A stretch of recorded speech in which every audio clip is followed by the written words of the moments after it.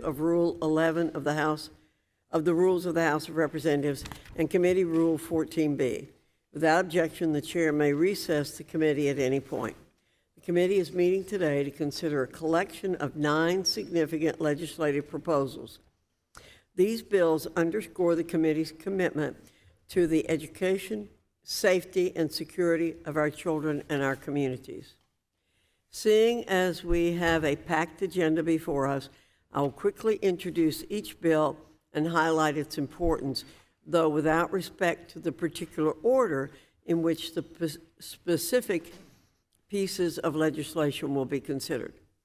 On the agenda is Representative Mary Miller's, Republican of Illinois, Title IX Congressional Review Act, CRA, resolution of disapproval. This resolution does nothing more than reinforce a biological and common sense reality that we all know deep down is true. Women should be safe in intimate spaces, and men should not compete in women's sports. Sex differences are biological, an inescapable fact acknowledged by most Americans. The Biden rule to allow men to intrude into women's spaces and take opportunities away from women is deeply unsettling and, frankly, unnatural. Moreover, the rule sets an uneasy precedent. Where does the destruction and erasure of women's spaces end? The softball field, the locker room, the bathroom, the prison cell. We should reject this aberration of an executive action and instead support Representative Miller's CRA resolution that would strengthen Title IX protections for young females. We will also consider a tranche of 3 bills aimed at protecting American values and interests from foreign interference. I want to thank Republican Study Committee Chair Kevin Hern for introducing the first of the 3, the Protect Our Kids Act, or H.R. 6816. This bill addresses the urgent need to safeguard children from undue foreign influence by proposing a cut to all K-12 funding from the Chinese Communist Party. Building on the Protect Our Kids Act, the Combating the Lies of Authoritarians in Schools Systems Act, or the CLASS Act, authored by Representative David Joyce and Representative Elise Stefanik, would require the disclosure of all foreign funding to K-12 schools. Under this bipartisan bill, K-12 schools would send the name, country, amount, and other pertinent foreign funding details to the Secretary of Education. We will also be marking up a bill introduced by Representative Aaron Bean, the Transparency in Reporting of Adversarial Contributions to Education Act, TRACE Act, H.R. 8649. This bill would enshrine parents' rights to know about any foreign government funding and influence that could potentially be impacting their K-12 child's education.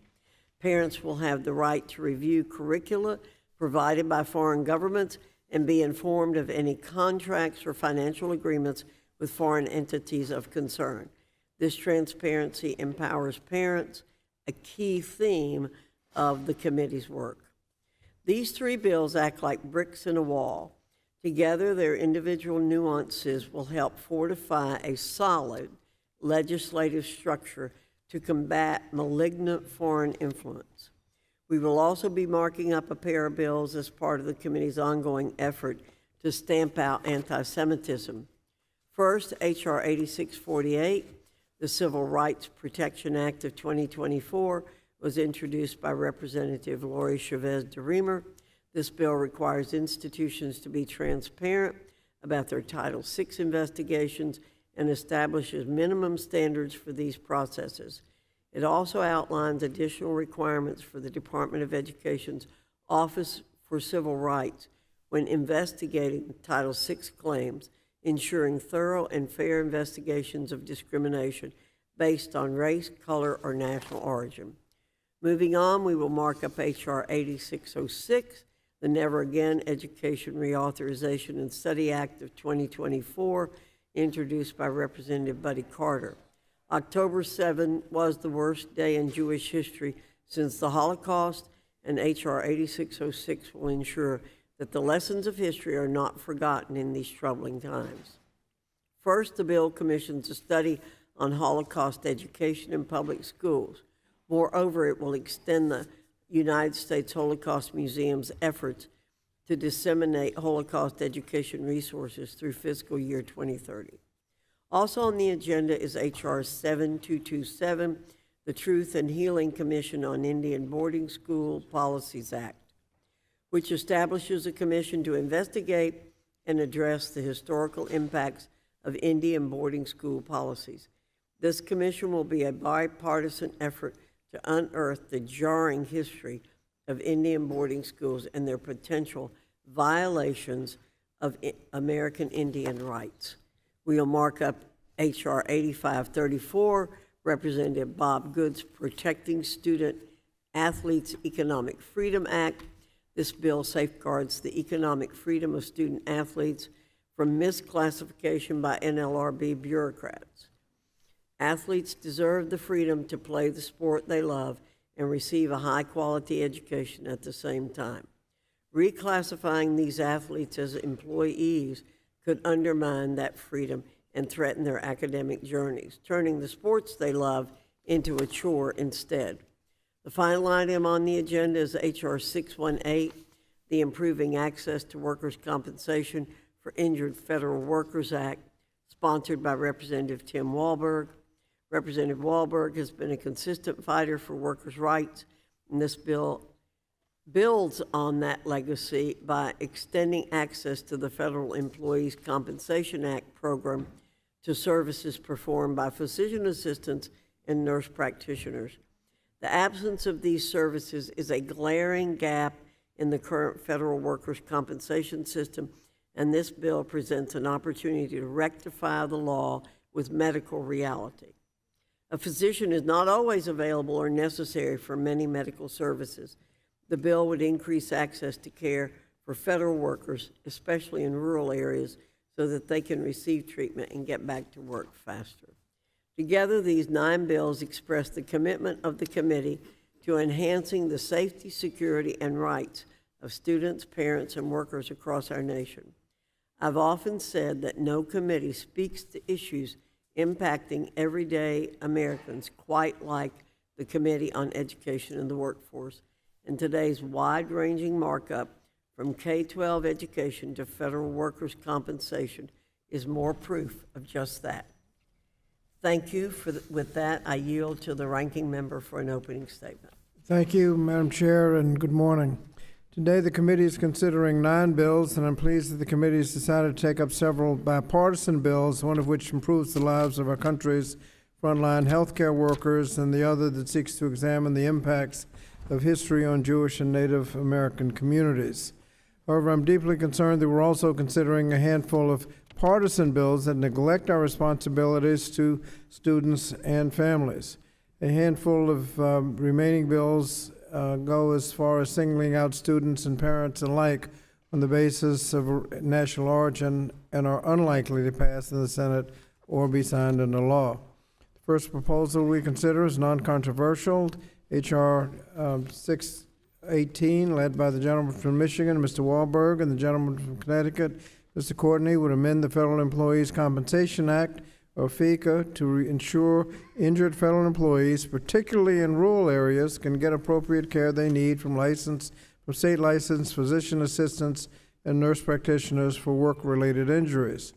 Next bipartisan bill we'll consider is 8606, the Never Again Education Authorization Study Act.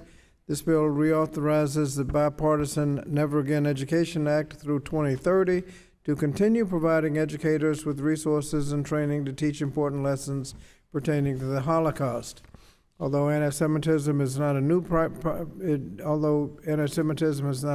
problem, passing this bill is critically important to combating anti-Semitism and ensuring schools maintain safe, productive spaces for all students.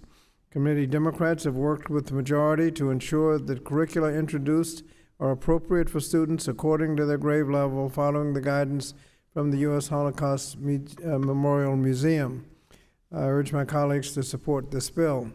Third bipartisan bill we'll consider is 7227, the Truth and Healing Commission on Indian Boarding School Policies Act.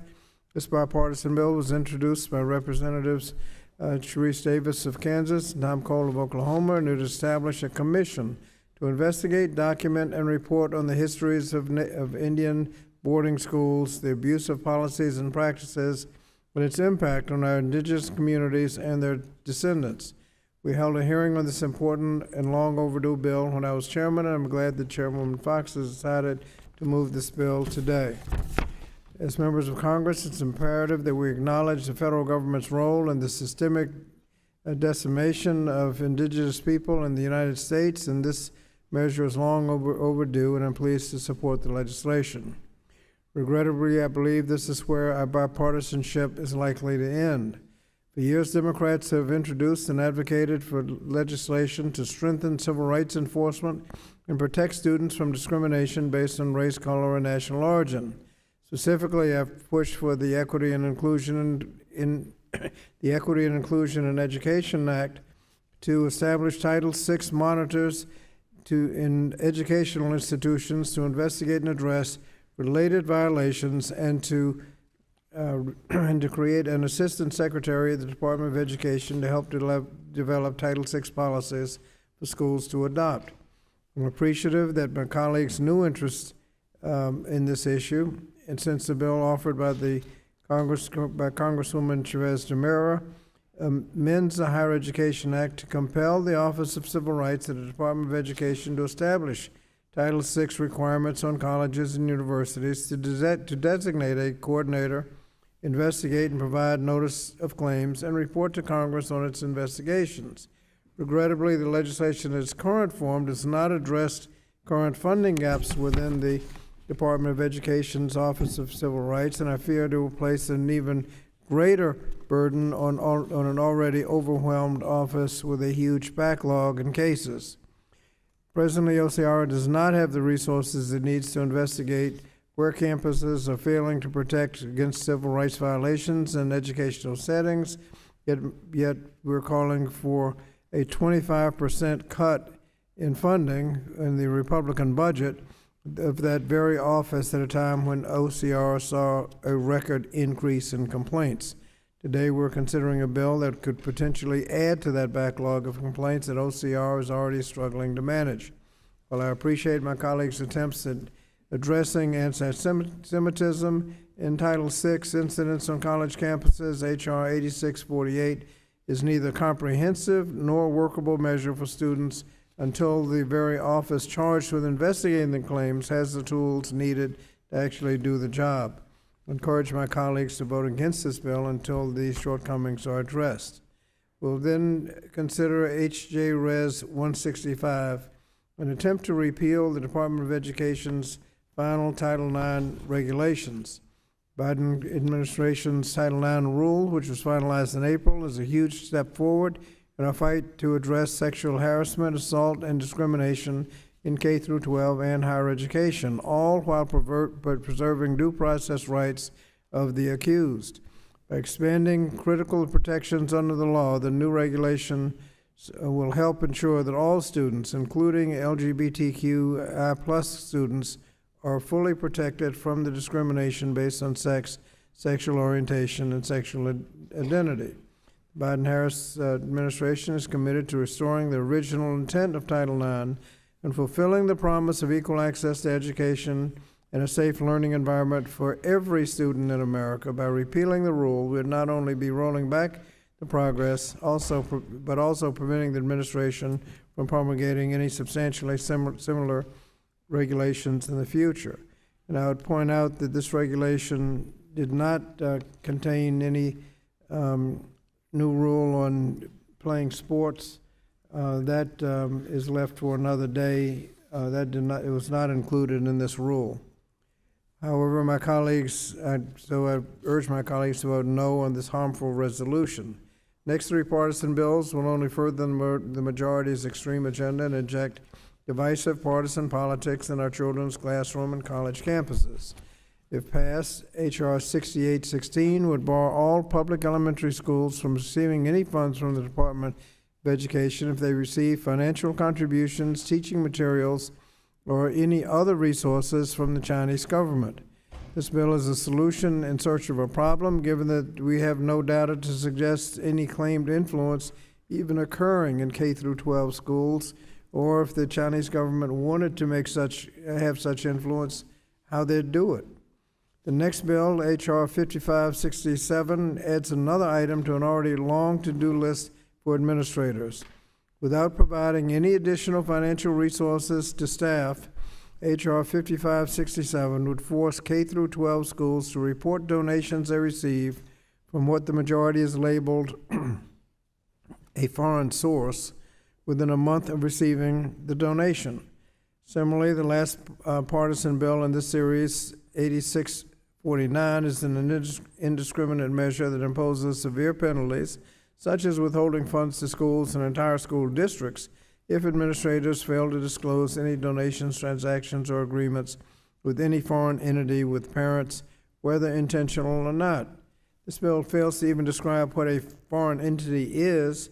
In doing so, leaves educators and administrative professionals to navigate nuanced potholes or risk losing necessary funding. Students and educators face many serious challenges, such as teacher shortages and improving school infrastructure, or what to do when the American Rescue Plan Act funds run out later this year. Foreign funds pouring into our K through 12 schools is not one of those problems. Aside from creating a series of unfunded mandates, these three proposals are not designed to ward off unscrupulous foreign involvement or improve transparency. Worse, these bills exacerbate the ongoing culture wars and fan the flames of xenophobia, particularly anti-Asian animus. For this reason, I will oppose all three of these bills and I would urge my colleagues to do so as well. Finally, the last partisan bill we will consider today, H.R. 8534, is an overly broad piece of legislation that will strip students of their rights under labor and employment laws, state or federal. This will block any effort to form a union, expect a minimum wage, or even demand equal pay for equal work. It goes without saying that the collegiate sports industry is vastly different than it was just a few decades ago. Today, college sports are a multi-billion-dollar industry, yet far too many college students face hunger and even homelessness and lifelong injuries that often render them unable to play. Yet rather than addressing these problems or enabling athletes to advocate for safer playing conditions, H.R. 8534 makes things even worse, and therefore we should reject that bill. Thank you, Madam Chair, and I yield back the balance of my time. Thank you, Mr. Scott. Without objection, all other members who wish to insert written opening statements into the record may do so by submitting them to the committee clerk electronically by the end of the day today. House rules require that a copy of the measure be made available to members and the public at least 24 hours in advance. Pursuant to the notice for today's meeting, a copy of the measures was made available to members and the public at least 24 hours in advance. The resolution and bills being marked up today shall be open to amendment at any point, and the chair will allow members to offer amendments in a manner not prohibited by the House or committee rules. Without objection, members who have more than one amendment to the resolution or to a bill and wish to offer their amendments en bloc may do so. The committee will now proceed to consideration of the bill H.R. 618 for amendment. The bill was circulated in advance and printed copies are available. The clerk will designate the bill. H.R. 618, a bill to amend Chapter 81 of Title V United States Code to cover for purposes of workers' compensation under such chapter services by physician assistants and nurse practitioners provided to injured federal workers and for other purposes. Without objection, the first reading of the bill is dispensed with. Without objection, the bill will be considered as read and open for amendment at any point, and any amendment offered shall be considered as read. Does anyone seek to be recognized? Madam Chair. Mr. Wahlberg, for what purpose do you seek recognition? Madam Chair, I have an amendment at the desk titled H.R. 618//ANS. The clerk shall designate the amendment in the nature of a substitute. Amendment in the nature of a substitute to H.R. 618 offered by Mr. Wahlberg of Michigan. Identifier H.R. 618_ANS. Without objection, the amendment shall be considered original text for purposes of further amendment. The amendment in the nature of a substitute has already been distributed. I now recognize Congressman Wahlberg for 5 minutes to explain the amendment in the nature of a substitute. Thank you. I thank the chair for including H.R. 618, the Bipartisan Improving Access to Workers' Compensation for Injured Federal Workers Act, in today's markup. I'd like to begin by thanking my friend and colleague, Representative Courtney, for his partnership on this important issue. This bill is about expanding health care choices for injured workers who qualify for benefits under the Federal Employees Compensation Act, or FECA. When a person is sick or injured, he or she should have the choice to see the health care provider that best fits his or her needs. Unfortunately, under current law, that right is not afforded to injured workers under the FECA program. Currently, only a physician can diagnose, certify, and oversee the treatment of an injured federal worker receiving compensation benefits. Frankly, this requirement is out of touch with modern health care delivery. Across the country, nurse practitioners and physician assistants have become a linchpin in providing access to timely health care. This is especially true in rural communities, where an approved physician might not be within a reasonable distance. It also is true in more urban areas, where long wait times to see a physician can leave patients feeling frustrated and delay their time to recovery. Our bill fixes this outdated requirement by simply allowing nurse practitioners or physician assistants to care for injured federal employees under the Federal Workers' Compensation Program, so long as that care is within their scope of practice under state law. Let me be clear. This bill is not Washington dictating state scope of practice laws.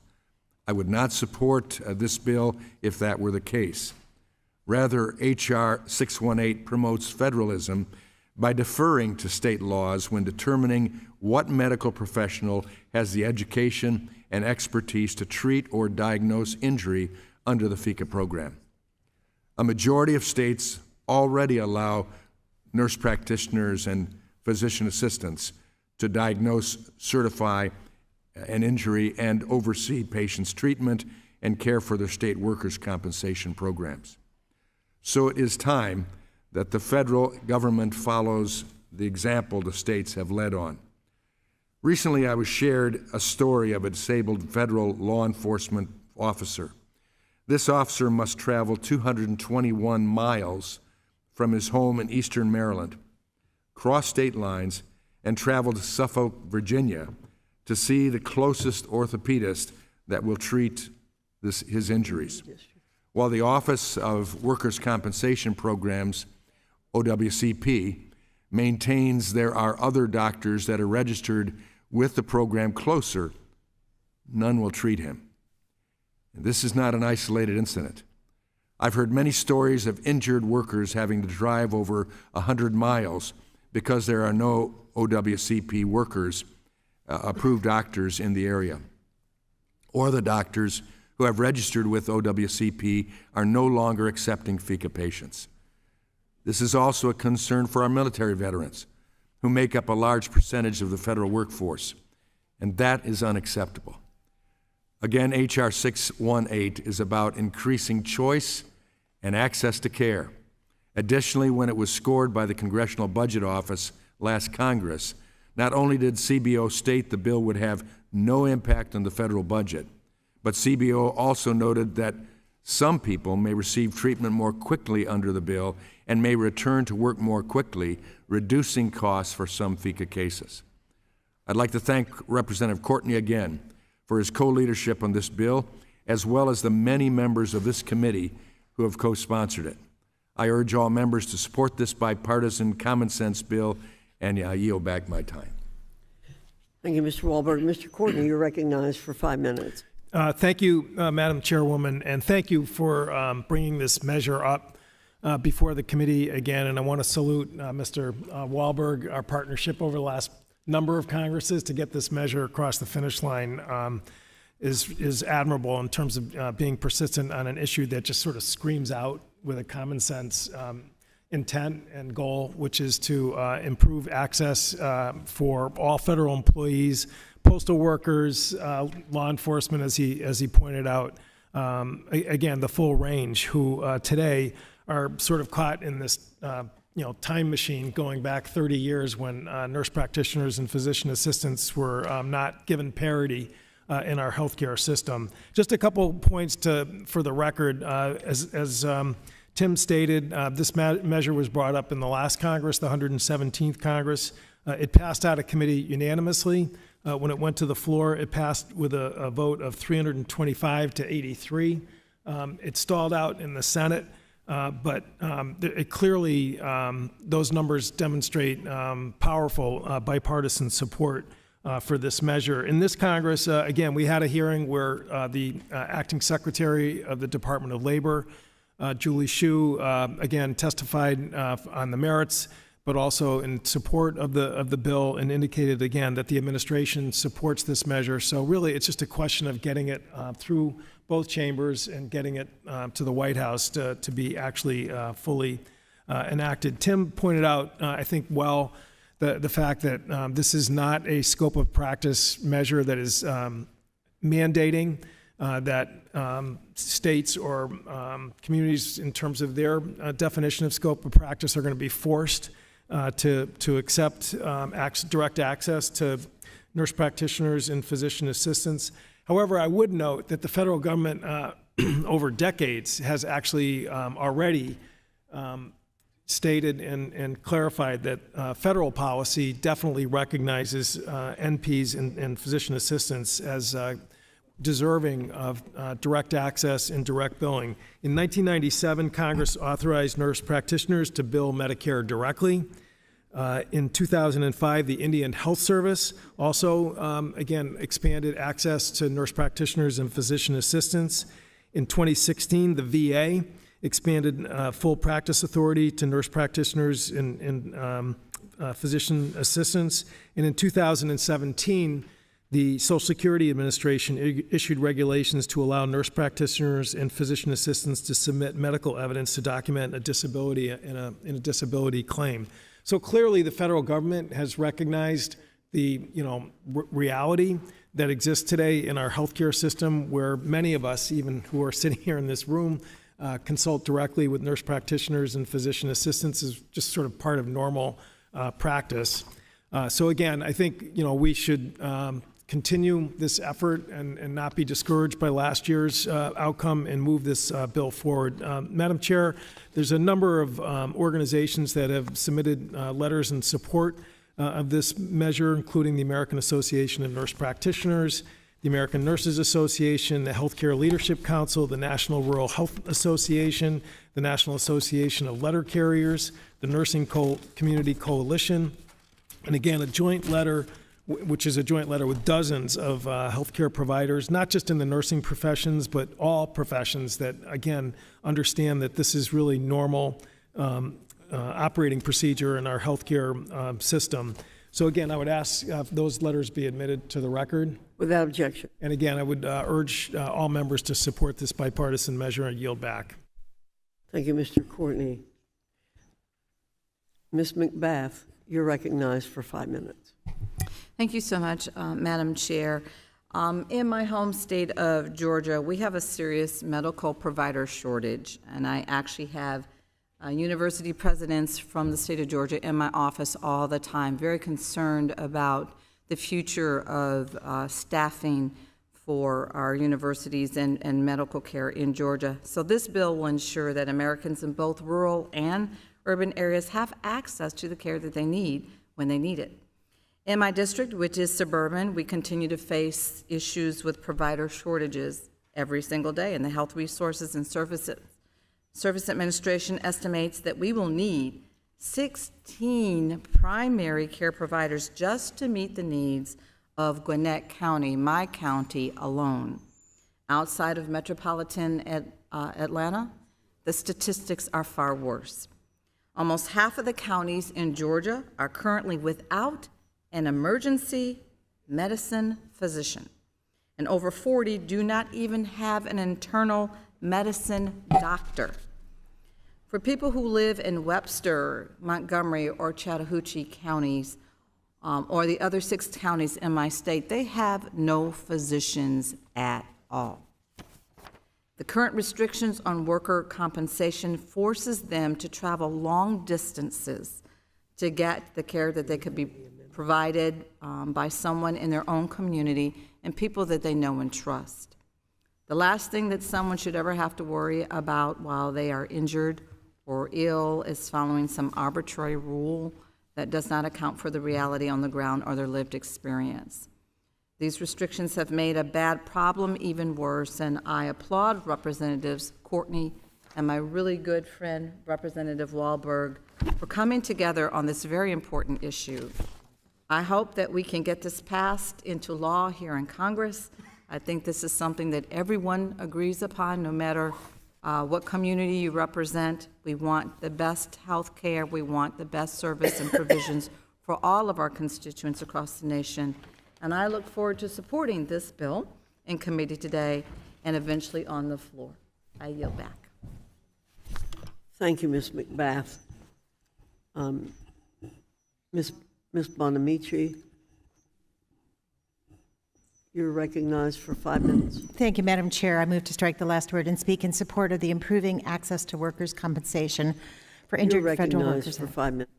Thank you, Madam Chair. This bill expands the role of nurse practitioners and physician assistants in providing services to injured federal workers under the Federal Workers' Compensation Program. Importantly, this bill defers to state law and does not expand the scope of practice. Rather, this bill removes a federal barrier that prevents physicians' assistants and nurse practitioners from practicing to the extent of their existing state scope of practice. Nurse practitioners are advanced practice registered nurses who are prepared at the master's or doctoral level to provide primary, acute, chronic, and specialty care to patients of all ages and backgrounds. Nurse practitioners are already primary care providers within the Medicare and Medicaid programs and have full practice authority within the Veterans Health Administration and Indian Health Services. As co-chair of the Congressional Nursing Caucus, I know the important role that nurse practitioners play in providing quality health care to patients. My home state of Oregon has long been a leader in supporting and empowering nurse practitioners, including permitting nurse practitioners to evaluate patients, diagnose, order, and interpret diagnostic tests, and initiate and manage treatments, including prescribing medications. I encourage my colleagues to vote in favor of improving access to workers' compensation for injured federal workers, and I yield back the balance of my time.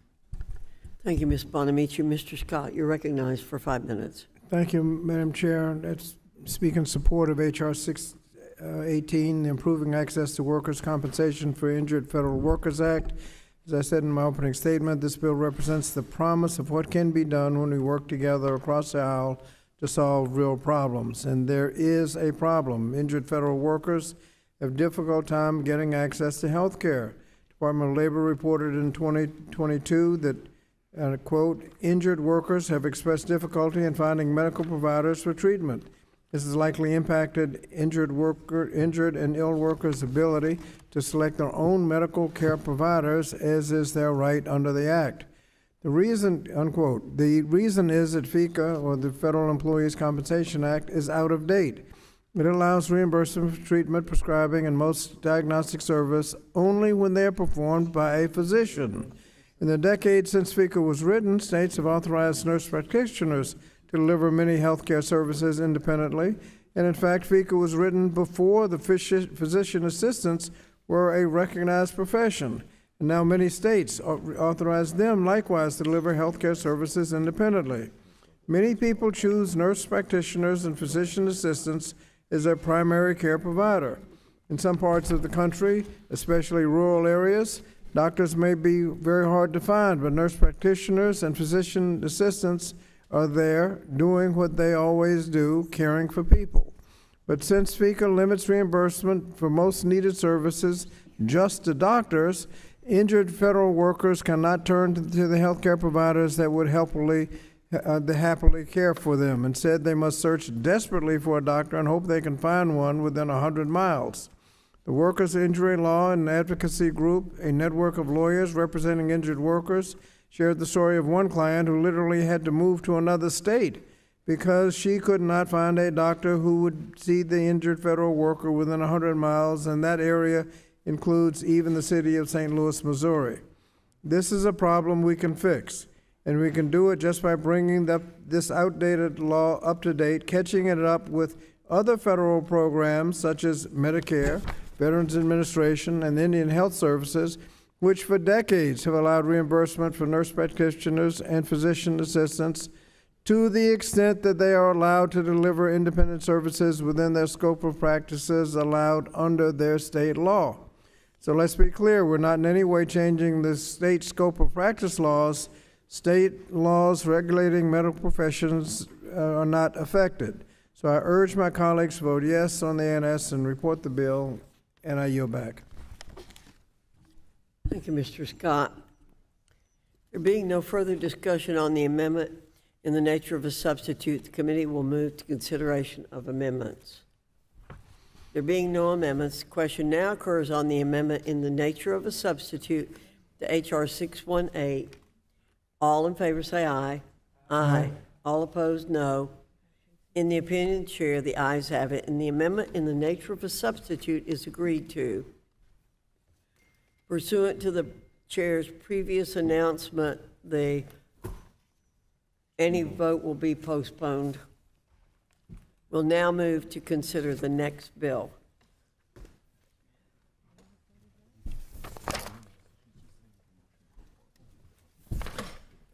The committee will now proceed to consideration of the bill H.R. 8606 for amendment. The bill was circulated in advance and printed copies are available. The clerk shall designate the bill. H.R. 8606, a bill to reauthorize the Director of the United States Holocaust Memorial Museum to support Holocaust education programs and for other purposes. Without objection, the first reading of the bill is dispensed with. Without objection, the bill will be considered as read and open for amendment at any point, and any amendment offered shall be considered as read. Mr. Wilson, for what purpose do you seek recognition? Madam Chairwoman, I have an amendment at the desk entitled H.R. 8606 ANS. The clerk shall designate the amendment in the nature of a substitute. Amendment in the nature of a substitute to H.R. 8606 offered by Mr. Wilson of South Carolina. Identifier H8606_ANS. Without objection, the amendment shall be considered original text for purposes of further amendment. The amendment in the nature of a substitute has already been distributed. I now recognize Congressman Wilson for 5 minutes to explain the amendment in the nature of a substitute. Thank you, Madam Chairwoman. I am grateful to be one of the lead co-sponsors of the, quote, Never Again Education Reauthorization and Study Act. I applaud Representative Buddy Carter for introducing this legislation and Representative Kathy Manning of North Carolina and the other co-sponsors of the bill for their leadership on these issues. This amendment removes language related to elementary schools from the new study and report authorized by the bill. The Holocaust Museum expressed concern about including elementary schools in this study given their concerns with the teaching of the Holocaust in elementary schools. The amendment also adds new language to ensure the study determines criteria used by states and school districts to evaluate the effectiveness of Holocaust education programs. I know this is a particular priority for Representative Lisa McClain, and I thank her for her work with this.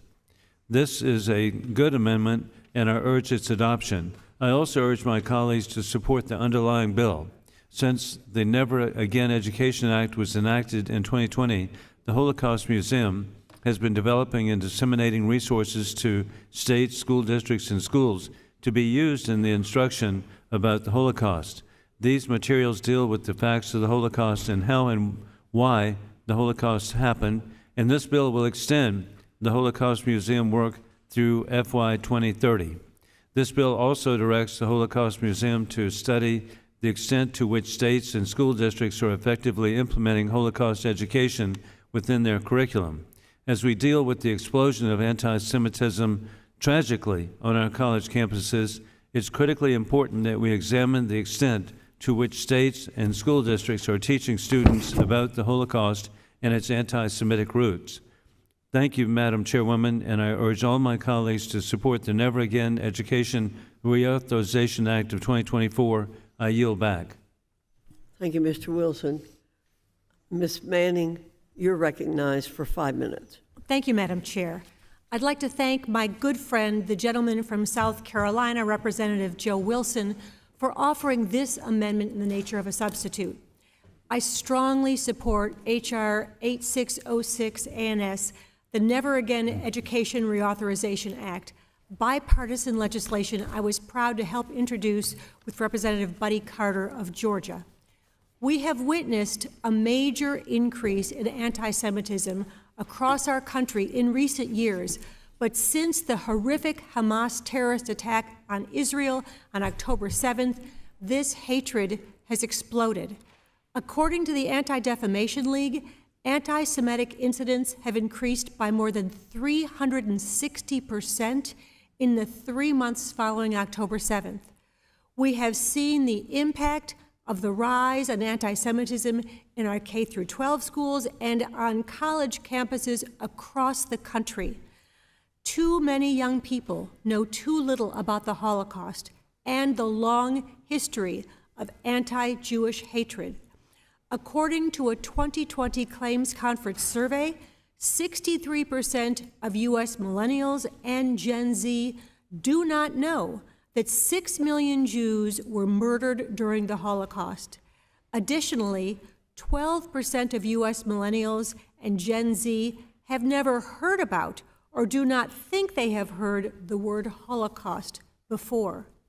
In addition, in its very first report to Congress under the Never Again Education Act, the U.S. Holocaust Memorial Museum noted the most striking finding was the lack of student knowledge about the Holocaust.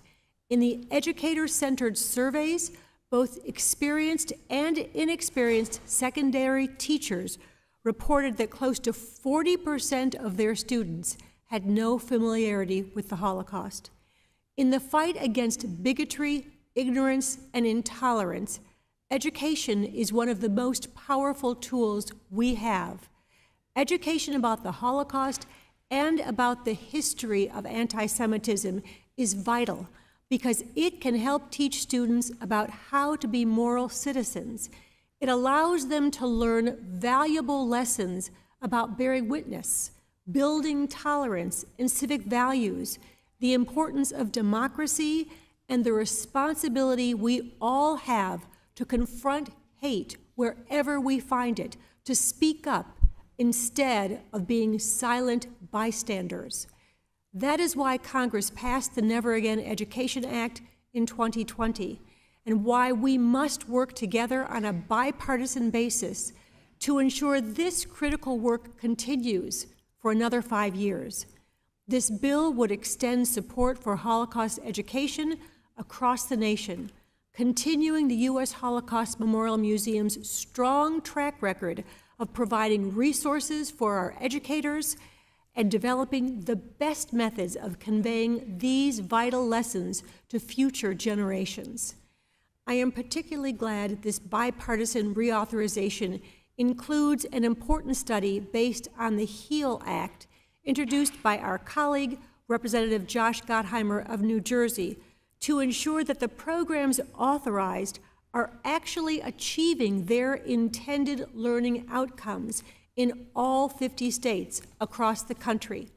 So in closing, I strongly support the ANS and the bill, and I urge all my colleagues to join me in voting for it, and I yield back the balance of my time. Thank you, Ms. Manning. Mr. Wahlberg, you're recognized for 5 minutes. Thank you, Madam Chairwoman. I rise in strong support of H.R. 8606, which would authorize or reauthorize the Never Again Education Act, which was signed into law by President Trump in 2020. With anti-Semitism on the rise in the United States, especially on our so-called prestigious college campuses, it is critical that we reflect on what ignorance and anti-Semitism left unchecked leads to. Not even a century ago, the Nazis brutally and systematically murdered over 6 million Jews in the largest genocide ever. Nevertheless, Holocaust denial and distortion is on the rise. We must commit now to upholding our commitment to never again. Demonstrators at Columbia University earlier this year outrageously called for Jews to return to Poland. On other campuses, we've heard phrases chanted related to the Nazis' final solution and other tragically misguided sentiment that glorifies the Holocaust and harming of Jews. In a poll from December of last year, it was revealed that 1/5 of U.S. citizens between the ages of 18 and 29 believe that the Holocaust is a myth. We must confront this dangerous ignorance head on. Further, as the Jewish state continues fighting for its existence against Hamas, we are again reminded of the real dangers ignorance and anti-Semitism leads to. Madam Chair, this bill would make sure that the United States Holocaust Museum has the funding and resources it needs to promote understanding of the Holocaust. This bill would also task the Holocaust Museum to examine Holocaust education in schools across the nation, including in my own. Having had the opportunity to view how some states educate their students on the Holocaust, I think many states and school districts would benefit with a better knowledge about teaching methods and best practices in other states. And hopefully this bill will help facilitate that understanding about the Holocaust. I urge my colleagues to support H.R. 8606, and I yield back. Thank you, Mr. Wahlberg. Ms. McBath, you're recognized for 5 minutes. Thank you, Madam Chair. I move to strike the last word. For 5 minutes. Thank you. I'm so glad to be here today to ensure that this important legislation is reauthorized before it expires. As time goes on, the memories of those that have been killed in the Holocaust and the survivors who have since survived, we have to make sure that their memories, and we have to make sure that what has happened through the Holocaust, that is not lost. We have seen troubling reports on Americans' knowledge of the Holocaust, and we must take as many important steps as we possibly can to make sure that we reverse this very dangerous trend. When Dwight Eisenhower first toured a concentration camp, he insisted that it be documented as meticulously as possible. And he said, and I'll quote, "Get it all on record now. Get it on the films. Get the witnesses, because somewhere down the road of history, someone will get up and say that this never happened," end quote. It is truly up to all of us to ensure that the memory of millions of innocent men, women, and children murdered in the Holocaust lives on. During their reign of terror, the Nazis made a concerted effort to not only destroy those they deemed inferior, but erase their memory and their cultures from the face of the earth. And as a woman of color, an African-American woman, I understand that on levels that many people will never understand. Millions of Jews, Poles, homosexual men, Roma, and even black people were sterilized, experimented upon, and murdered solely because of who they were and how and where they were born. At Yad Vashem, which I've had the honor of visiting in person, the Hall of Names serves as the only grave marker for millions of Jews murdered in the Holocaust. Of the 6 million dead, there are still roughly 1 million people that have yet to be identified. 1 million people who are denied justice in life and continue to be denied justice in their death. That is who we are fighting for with this legislation like this today, to ensure that we honor their memory and take steps to stop hate before it results in irreversible atrocities. In the words of Elie Wiesel, and I quote her, To forget the dead would be akin to killing them a second time, end quote. I thank the chairwoman for marking this up today, and I look forward to supporting it in committee today and look forward to passing it on the House floor. And I yield back. Thank you, Ms. McBath. Ms. McLean, you're recognized for 5 minutes. I speak in support of the Never Again Education and Reauthorization Study Act. The United States Holocaust Memorial Museum is the gold standard in educating Americans about the evils of anti-Semitism and reminding us why never again must truly mean never again. Excuse me.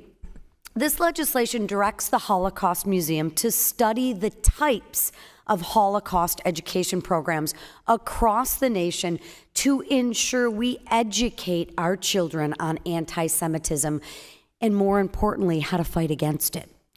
I thank Mr. Carter for sponsoring this bill and Chairwoman Foxx and Ranking Member Scott for working with my office to include language directing the museum to compile criteria used by states and schools to evaluate the effectiveness of their Holocaust education programs, because we must be focused on outcomes. I've been fortunate to have the opportunity to visit the Holocaust education programs, and a few of them, such as Morris Life in Florida. Morris Life's programs have been incredibly successful in educating children about the Holocaust and anti-Semitism. They support teachers with a fully developed curriculum using real stories from the Holocaust survivors and their descendants. See, it's not just enough to have a program, but we must put criteria in place that measures the outcome so we are getting the desired results. As the committee continues to investigate anti-Semitism in schools, it is critical that we look at which programs are most effective in educating children about anti-Semitism and use benchmarking to do so. We need to assess whether Holocaust curriculum is actually moving the needle, right? Actually making sure we're getting value for our dollar. Do they understand the history and hatred fueled by the Holocaust? Does the curriculum give the students the tools to fight anti-Semitism? And are the teachers being supported as they teach this very difficult subject? In Congress, it is important that we talk about most successful programs and promote those programs as models for states and school districts across the country. I thank Mr. Carter again for introducing this bipartisan legislation, and I look forward to working with the committee to promote effective Holocaust education programs across the country. And thank you. I yield back. Thank you, Ms. McLean. Ms. Bonamici, you're recognized for 5 minutes. Thank you. I move to strike the last word and speak in favor of the bill. You're recognized. Thank you, Madam Chair. I rise in support of the Never Again Education Reauthorization Act. My home state of Oregon does have Holocaust education, and we do have curriculum about the Holocaust, and it happened because of Alter Wiener.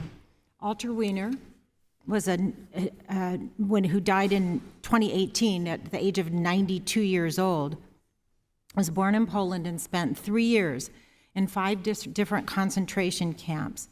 And when he came to Oregon and settled there, he wrote a book called From a Name to a Number, a Holocaust Survivor's Autobiography.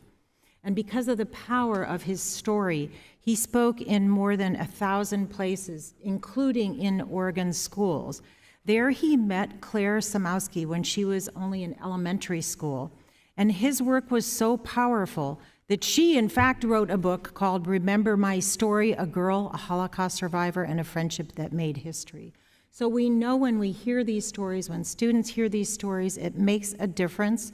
I just wanted to raise that, Madam Chair, that my state of Oregon has this requirement, has curriculum in large part because of Alter Wiener. May his memory be a blessing, and I yield back. Thank you, Ms. Bonamici. Mr. Scott, you're recognized for 5 minutes. Thank you, Madam Chair. I'd like to thank the gentleman from South Carolina for introducing the amendment in nature of a substitute. I was honored to work with our former colleague from New York, Carolyn Maloney, to get the original Never Again Education Act passed in the House. It passed in 2020 by an overwhelming vote of 393 to 5, and was soon passed by the Senate and signed into law. It's important that we continue to recognize the need to educate our students about the horrors of the Holocaust, and as we saw in the celebrations of the 80th anniversary of D-Day earlier this month, the generation that has firsthand memories of World War II is nearly completely gone. And there'll be a time in the near future when there will be no more living veterans who liberated concentration camps and no more living survivors of the Shoah. It is up to us to make sure these stories live on and help educate our students so they can learn accurate, comprehensive history of these events, and so we must never forget. And these lessons will be prepared by the Holocaust Museum, just like lessons on African American history are prepared by the African American Museum of History and Culture and the 400 Years of African American History Commission.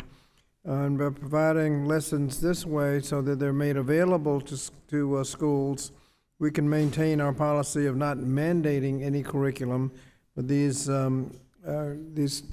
curriculum is certainly available.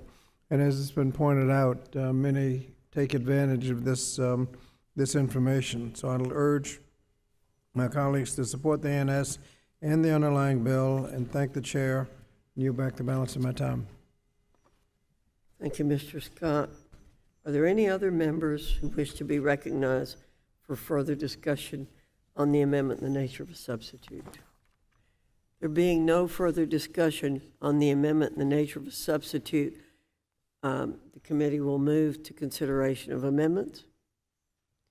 There being no amendments, the question now occurs on the amendment in the nature of a substitute to H.R. 8606. All in favor say aye. Aye. All opposed, no. In the opinion of the chair, the ayes have it, and the amendment in the nature of a substitute is agreed to. We'll now move to consider the next bill.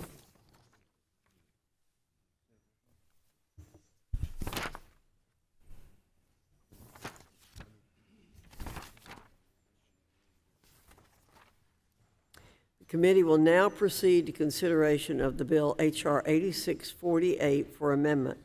The bill was circulated in advance and printed copies are available. The clerk shall designate the bill. H.R. 8648, a bill to increase the transparency of colleges and universities in carrying out their civil rights responsibilities and for other purposes. Without objection, the first reading of the bill is dispensed with. Without objection, the bill will be considered as read and open for amendment at any point, and any amendment offered shall be considered as read. Does anyone seek to be recognized? Ms. Chavez DeRemer, for what purpose do you seek recognition? Thank you, Madam Chair. I have an amendment at the desk titled H.R. 8648_ANS. The clerk shall designate the amendment in the nature of a substitute. Thank you, Madam. Sorry. Amendment in the nature of a substitute to H.R. 8648 offered by Ms. Chavez DeRemer of Oregon, identifier H.R. 8648_ANS. Without objection, the amendment shall be considered original text for purposes of further amendment. The amendment in the nature of a substitute has already been distributed. I now recognize Congresswoman Chavez DeRemer for 5 minutes to explain the amendment in the nature of a substitute. Thank you, Madam Chair. Across the country, colleges and universities have repeatedly failed to protect Jewish students from anti-Semitic protests and riots. It has exposed a dire need for transparency and common sense standards for these institutions to follow when addressing discrimination. My bill, the Civil Rights Protection Act, would break down barriers and ensure students have avenues through which to protect themselves and their peers. Students experiencing discrimination already feel isolated and alone. They shouldn't be left in the dark by the institution that's supposed to be doing everything possible to protect them. Specifically, the bill will require colleges and universities to publicly disclose procedures for handling discrimination reports, building on Protecting Students on Campus Act, which Congressman Manning and I helped introduce earlier this year. This substitute amendment makes minor changes to add additional information that must be included in an institution's record-keeping process and clarify processes for investigations of discrimination claims at the Department of Education's Office for Civil Rights. Finally, I want to give a special thanks to the Union of Orthodox Jewish Congregations of America's work on this bill, leading the charge to make these reforms. Making desperately needed change is impossible without real drivers of policy like the union. To that point, Madam Chair, I would like to submit their letter of support into the record. Thank you. I urge my colleagues to adopt this amendment in the nature of a substitute and the underlying bill. And with that, Madam Chair, I yield back. The gentlewoman yields back. Ms. Bonamici, I move to strike the last word. you're recognized for 5 minutes. Thank you, Madam Chair. I really want to be able to support this bill. However, and that's because I understand, and I know everyone in this committee understands the need to address the rapid and concerning increase in anti-Semitism, not only on college campuses, but across our country. But I want to point out that this bill was introduced less than a week ago. It has had no hearing, no discussion, and apparently no bipartisan connection and discussion about can we make this bipartisan. I'm also concerned because as I read the bill about the increase in work that it's giving to the Office of Civil Rights, we understand that it is the responsibility of the Office of Civil Rights at the Department of Education to investigate and prosecute Title VI cases. However, we've also heard my friends on the other side that I'll propose a decrease to the funding for Office of Civil Rights. And because of the recent introduction of this bill, there has been no time to work with the Department of Education to determine what this would do in terms of their workforce, their monthly reports. There's, let's just say, it could be a significant increase in the work of the Department of Education. So I would prefer that we work together on a bipartisan bill. I know there are other bipartisan bills to address anti-Semitism, or take time to work on this one, get the information we need to make sure it could be implemented before we move it forward. And again, I wish I could support it today, but because it was just introduced less than a week ago, and we haven't had a hearing or an opportunity to work with the Department of Education on it, I'm going to not support it, but hope that we can work on something that can be supported on both sides of the aisle. Thank you, and I yield back. Wish to speak? Other members who wish to speak on the bill? Mr. Scott, you're recognized for 5 minutes. Thank you, Madam Chair. Madam Chair, the issue of compliance to Title VI in our educational setting is one that I've been working on for some time. In the 116th Congress and subsequent Congresses, I introduced and the House passed the Equity and Inclusion Enforcement Act, which would require that all K-12 schools and colleges that receive federal funding designate at least one employee as the official Title VI monitor to handle both the investigation of complaints and institutional compliance. It's good to see that we've taken several similar steps in this bill, although it's just limited to institutions of higher education that participate in the federal student loans program. While I'm pleased to see the committee turn its attention to Title VI compliance, I have concerns about portions of the bill that would mandate so-called process reforms on the Department of Education's Office of Civil Rights, or OCR. OCR is tasked with enforcing the nation's educational civil rights laws, including Title VI of the Civil Rights Law of 1964, but also Title IX of the Education Amendments of 1972 and the Individuals with Disabilities Act, IDEA, among others. Currently, OCR has a backlog of over 11,000 pending cases.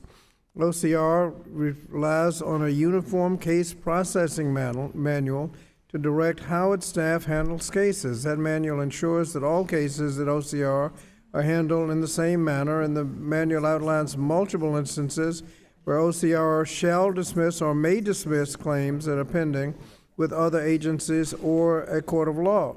OCR must make that determination with the other agency or courts in question. OCR must make the determination that the other agency or court in question will apply comparable legal standards and afford complainants comparable remedies that they would receive at OCR before dismissing such cases, and complainants have an opportunity to refile after their case has been handled by the other agency. So I worry that in our zeal to ensure that Title VI claims are being thoroughly investigated by the Department of Education, Congress may mandate may mandate changes that exacerbate the current backlog of cases at OCR or changes that result in longer times to resolve cases for all education civil rights cases.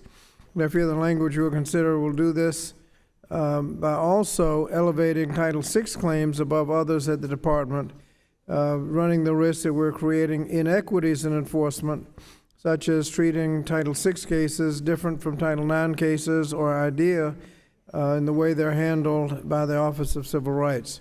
That said, I stand ready to continue working with you, Madam Chair, as this bill continues to work its way through the legislative process to make sure that we get these reforms correct and in a way that does not increase the already too long backlog at OCR and ensures that cases can still be processed in a manner that does not further delay justice for complainants. While I plan to vote against reporting the bill out today, I want to publicly commit my staff to working with your staff to continue that if we can get it right, we should, and I ask that you do the same. So thank you, Madam Chair, and I yield back. Thank you, Mr. Scott. We always work on our side to make legislation as bipartisan as it possibly can be. So we will continue to work in that vein. There being no further discussion on the amendment in the nature of a substitute, Madam Chair. I'm sorry, Ms. Manning, you're recognized for 5 minutes. Thank you, Madam Chair. I wasn't intending to speak at this moment, but I think it's appropriate. I greatly appreciate the efforts of my colleague, Representative Chavez de Remer, to address this effort, or for her effort to address anti-Semitism on college campuses at this time. But I do want to acknowledge what my colleagues have noted, which is that these bills, this one and the prior bill, were introduced only last Friday, less than a week ago, giving us very little time to work across the aisle and potentially reach agreement on issues that we have with certain provisions of these bills, and this bill in particular, to address unintended consequences, to make sure we're voting on the best possible legislation that will truly address the frightening rise of anti-Semitism and the failure of so many colleges and universities, as we have seen in this committee, to help Jewish students, to keep them safe on college campuses. And I must note at this moment that we have a comprehensive bipartisan bill that was introduced more than a month ago that would address so many of these issues in these bills today and many more issues. That is the Countering Anti-Semitism Act. That bill has more than 50 bipartisan co-sponsors, 27 Democrats and 23 Republicans. Now, that's a bipartisan bill. That bill deserves a markup. That bill was negotiated for more than 9 months, and it has an identical bipartisan bill that was introduced in the Senate.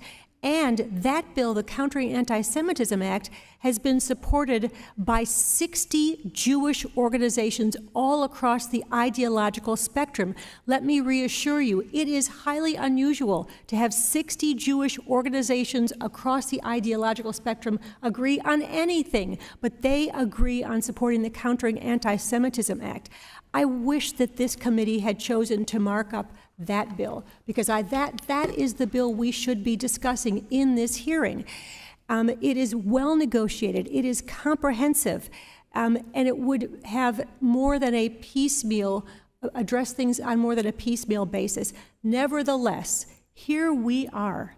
We have a crisis of anti-Semitism on our campuses. Jewish students are harassed, isolated, intimidated, discriminated against. This is a 5-alarm fire, and I want to do whatever we can do to stop that isolation, harassment, and discrimination of Jewish students on our college campuses. So I am happy to support the bills that we were able to get brought to the floor here, and I have some amendments that I will address later to try to make this bill more comprehensive and more acceptable to others. I just want to make those remarks, and with that, I yield back. Thank you, Ms. Manning. There being no further discussion on the amendment in the nature of a substitute, the committee will move to consideration of amendments. For what purpose does the gentleman from Virginia seek to be recognized? Madam Chair, I have an amendment at the desk. The clerk will report the amendment. Amendment to the amendment in the nature of a substitute to H.R. 8648 offered by Mr. Scott of Virginia. Identifier SCOTVA_028.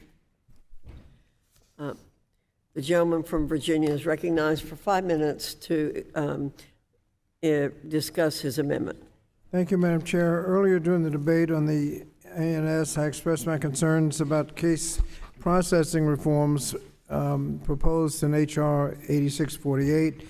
The amendment I have would not allay these concerns, but would go a long way in ensuring that any process reforms Congress mandates on OCR in this bill will be offset with additional funds for that office.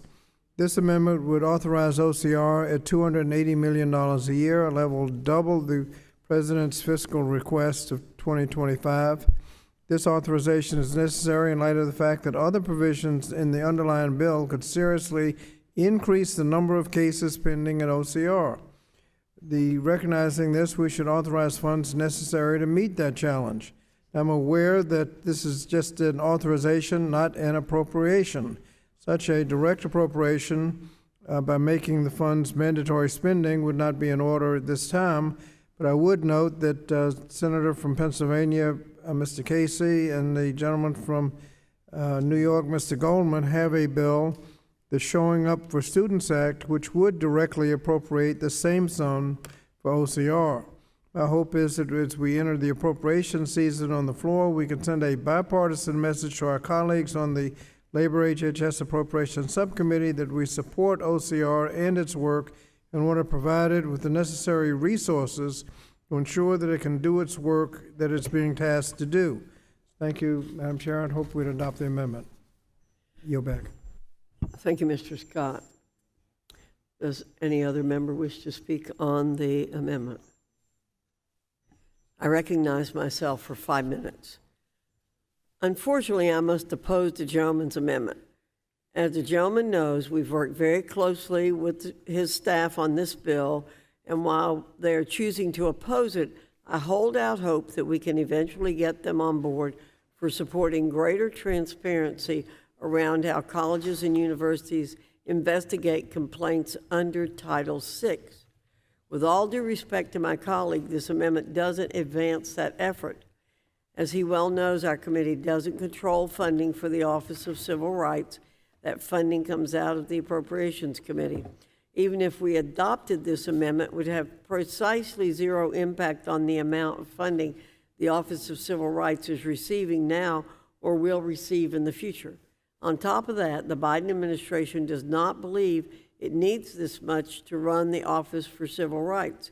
The FY 2025 budget proposal from the administration proposes to fund OCR at $162 million, a significantly lower number than what is being offered today. This bill is about ensuring that colleges and universities are transparent with their students about how Title VI complaints will be investigated, and it's about ensuring that the Office for Civil Rights is following its procedures and properly carrying out investigations. We've had productive conversations on this bill up to this point, and I hope we can get back to that as soon as we move to the floor. I urge members to reject this amendment and support the underlying bill, and I yield back. Does any other member wish to speak on the amendment from the gentleman from Virginia?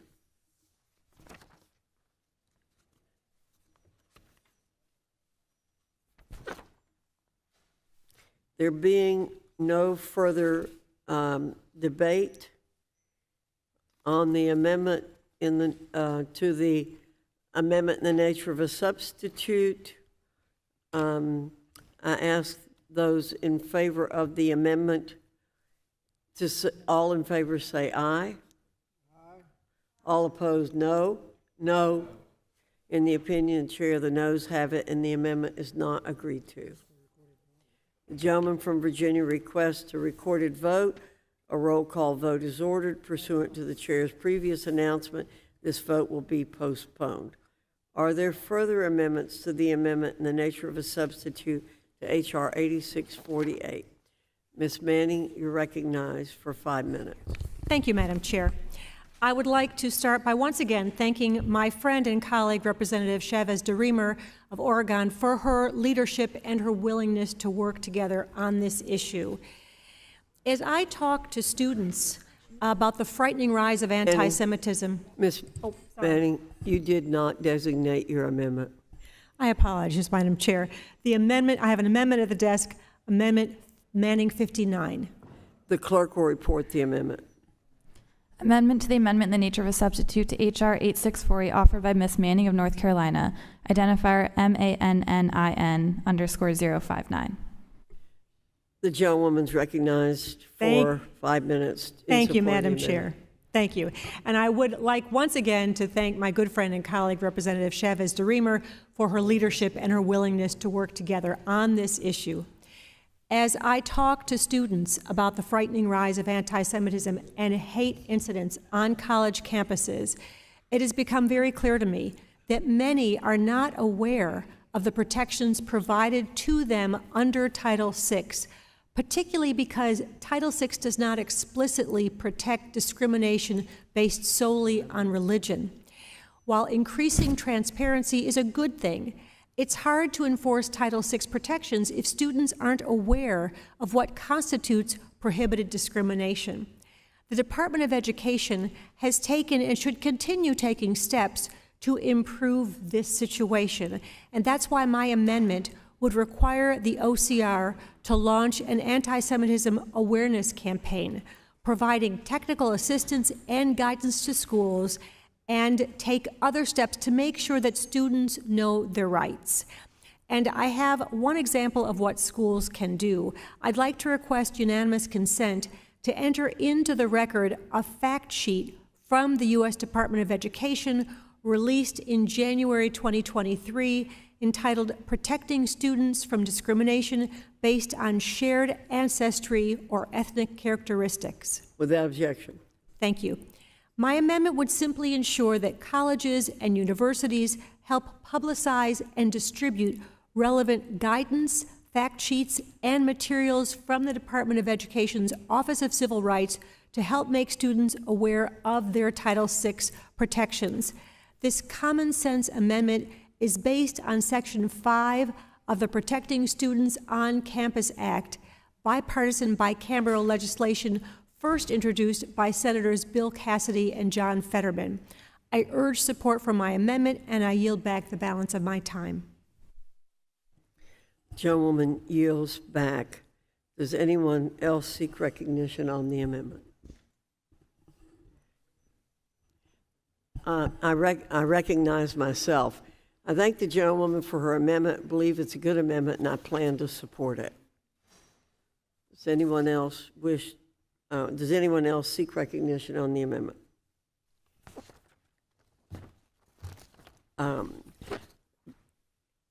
As there's no further debate on the gentlewoman's amendment, all in favor say aye. Aye. All opposed say no.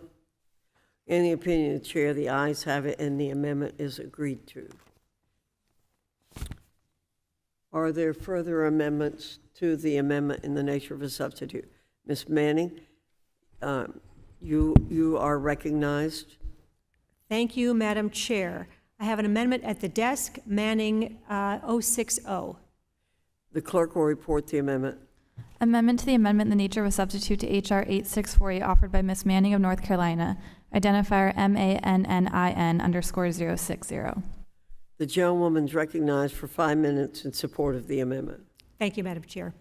My second amendment to the ANS would help improve OCR's efforts to counter the stunning rise of anti-Semitism on college campuses by requiring the department to designate a senior official responsible for overseeing the department's efforts to counter anti-Semitism.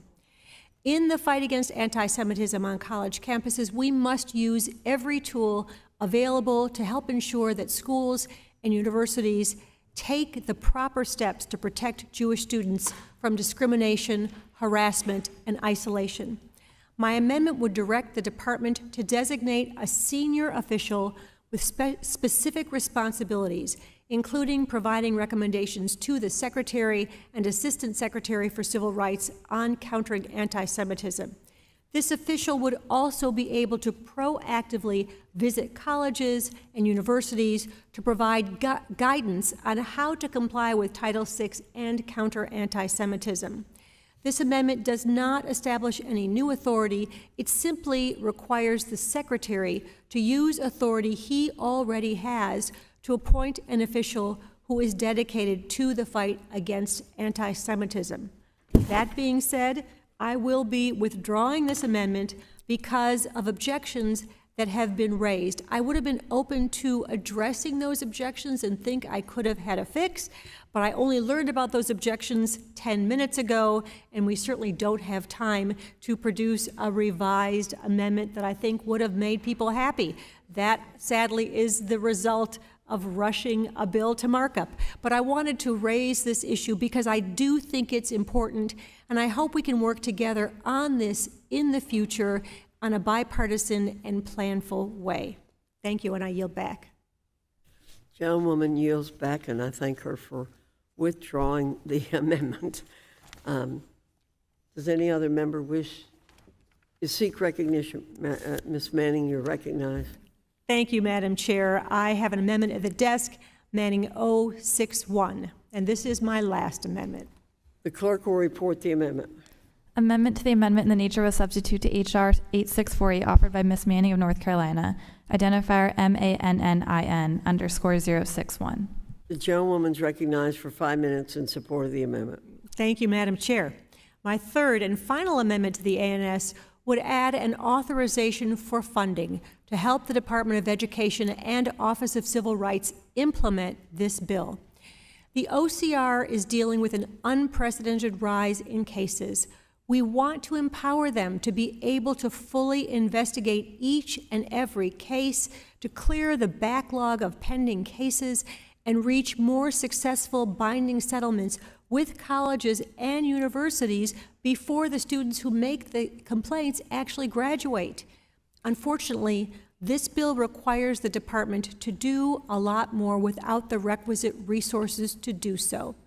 That is essentially an unfunded mandate. That is why my amendment would simply authorize funding over the next 5 fiscal years to implement this bill. If we support the approach taken by the bill, then we should have no problem making clear that we would also support relevant funding, which could be provided in separate appropriations legislation. I say to my colleagues, if we really care about combating anti-Semitism, it is not simply enough to have flashy hearings to hold college presidents to task and grab news headlines. If we really want OCR to be more effective in keeping students safe, we need to give OCR the funding necessary to do the job. Let's put our money where our mouths are. I ask my colleagues to join me in supporting this amendment, and I yield back. The gentlewoman yields back. Are there further amendments, or is there anyone who wishes to speak on this amendment? I'll recognize myself for 5 minutes. Unfortunately, I must oppose the gentlewoman's amendment. With all due respect to my colleague, the amendment doesn't advance the effort to increase the transparency of the Title VI investigation on college campuses, nor does it do anything to encourage OCR to follow their investigative procedures. We've had productive conversations on this bill with the ranking member up to this point. I also know that the gentlewoman has been interested in combating the explosion of anti-Semitism on college campuses. That's why we have sought her feedback on this bill. Unfortunately, she chose not to engage with us. I hope that will change as we move to the floor. I urge members to reject the show vote and support the underlying bill, and I yield back.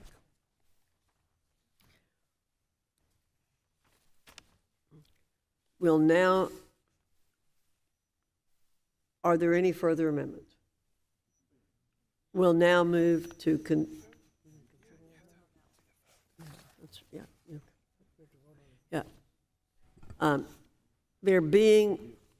There being no further amendments to the amendment in the nature of a substitute.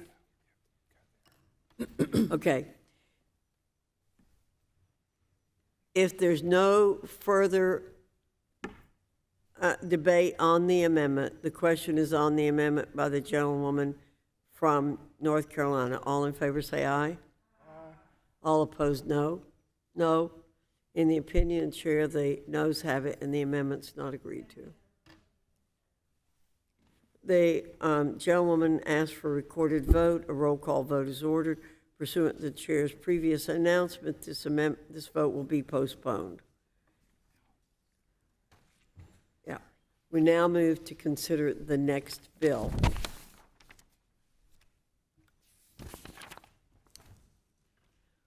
Committee will now proceed to consideration of the resolution HJ Res 165 for amendment.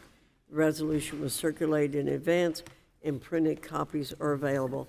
The clerk shall designate the resolution. HJ Res 165, providing for congressional disapproval under Chapter 8 of Title 5 United States Code of the rule submitted by the Department of Education relating to non-discrimination on the basis of sex in education programs or activities receiving federal financial assistance. Without objection, the first reading of the resolution is dispensed with. Are there members who wish to be recognized for further discussion on the resolution? Ms. Miller, you are recognized for 5 minutes. Thank you, Madam Chair. In 1972, Congress enacted Title IX with the goal of giving our girls and women more opportunities, not biological men. Since then, Title IX has paved the way for our girls to access new opportunities in education, scholarships, and athletics. Unfortunately, Joe Biden is destroying all that progress. I am proud to be leading the effort to overturn Joe Biden's unlawful and radical reinterpretation of Title IX. Joe Biden and his Democrat enablers in Congress claim that the Supreme Court's ruling in Bostock makes their interpretation of Title IX legitimate. This is a lie. The Supreme Court specifically said in their ruling that Bostock should not be applied to Title IX or any civil rights law. But they don't care. They're stripping students, educators, and parents of their legal rights. Joe Biden has made it illegal to disagree with the radical left's view of gender. This is a blatant violation of students' and educators' free speech rights. And worst of all, this rule enshrines in law the left's ongoing war against parental rights. This rule also doubles down on the radical left's attack on biology, at the same time that medical associations around the world are waking up to the harm that's being done by these policies. The American people, they are fed up with men taking away the athletic opportunities from our girls, and they're horrified at the prospect of our girls having to shower with men and share the locker room with them. Democrats are telling us loud and clear they don't care about our girls. And if you disagree, Joe Biden is going to punish you and take federal money away from your schools. Madam Chair, my Democrat colleagues have said that overturning this rule would be an act of hate. I say that Joe Biden's Title IX rule is an act of hate. Someone must stand up and say enough, and I'm glad we're doing that today. Thank you. I urge adoption of this rule, and I yield back. Thank you, Ms. Miller. Are there other members who wish to speak? Thank you. Go ahead. Ms. Bonamici, you're recognized for 5 minutes. Thank you very much, Madam Chair. I move to strike the last word. You're recognized for 5 minutes. Thank you, Madam Chair. Under the previous administration, Secretary DeVos advanced a discriminatory and a harmful misinterpretation of Title IX. Her approach diminished the rights of survivors of sexual assault, and also failed to enforce civil rights protections for LGBTQ+ students. The Biden administration has worked hard to fix this misguided policy, and the proposed regulations take into account hours of listening sessions and more than 150,000 public comments.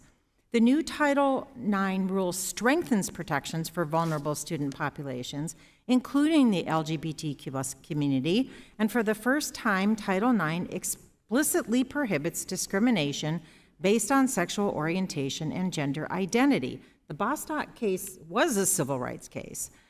The regulations also strike the right balance between maintaining due process rights for offenders and protecting survivors of sex-based harassment and assault, something that the former department failed to do. The department's proposed regulations are timely and necessary, especially following the Supreme Court's decision in Dobbs, which decimated reproductive rights and access to abortion for individuals nationwide. Lack of access to adequate reproductive care affects educational opportunities, career outcomes, and earning potential, and the effects are disproportionately felt by Black, brown, and low-income students. In short, the Title IX rule fulfills the federal government's responsibility to protect students and staff from discrimination on the basis of sex, empowering them to thrive academically and professionally. Invoking the Congressional Review Act is not only unnecessary but deeply harmful. It shows students and staffs that we do not consider their rights worthy of protection and their identities worthy of respecting. I encourage my colleagues to vote, all of my colleagues, to vote against this harmful resolution and reject all attacks on Title IX, and I yield back the balance of my time.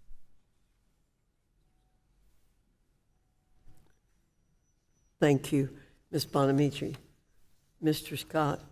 Thank you, Madam. You're recognized for 5 minutes. Thank you, Madam Chair. First, I'd like to point out that this rule does not speak to eligibility to sports. That issue will be taken up in a later rule. Title IX prohibits discrimination in education on the basis of sex, whether my colleagues like it or not. The Trump-appointed Justice Neil Gorsuch held that protections of Title VII of the Civil Rights Act against workforce discrimination because of sex must be interpreted to include discrimination on the basis of sexual orientation and gender identity. The court, in the wake of that opinion in the case of Bostock v. Clayton County, had the opportunity to hear cases that raised the question as to whether or not the same interpretation holds for Title IX. Lower courts have held that it does. The Supreme Court has refused to hear appeals on those cases, letting those interpretations stand. So to the extent my colleagues have a problem with the rule before us based on the interpretation of sex, that problem does not lie with the Department of Education, but with the Supreme Court. Further, I find it baffling that this committee has spent 6 months and over 5 hearings investigating the existence of hostile learning environments in education settings and then decides to bring the CRA bill to the committee for reasons they have publicly stated. We know that LGBTQI students experience disproportionate harassment and discrimination while trying to learn and grow up like every other student simply because of who they are. Title IX rule in question today will provide critical protections for students so that they can learn in an environment free from discrimination, harassment, and violence.